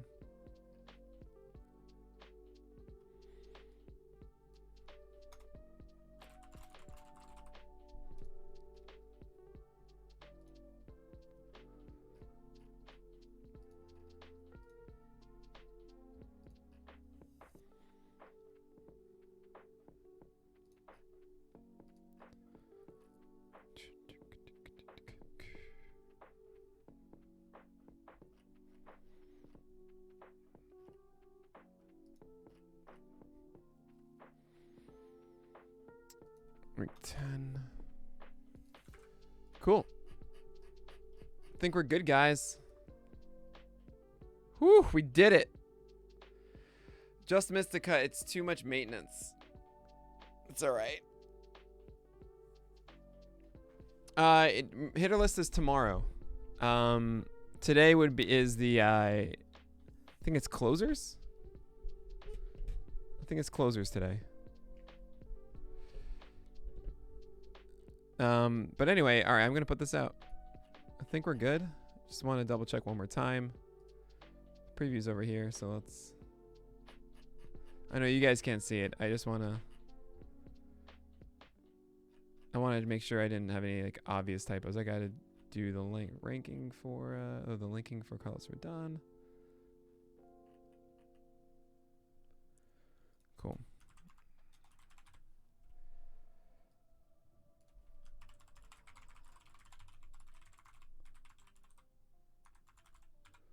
Cool. All right. We did it, guys. Thanks so much for being here. I gotta do this.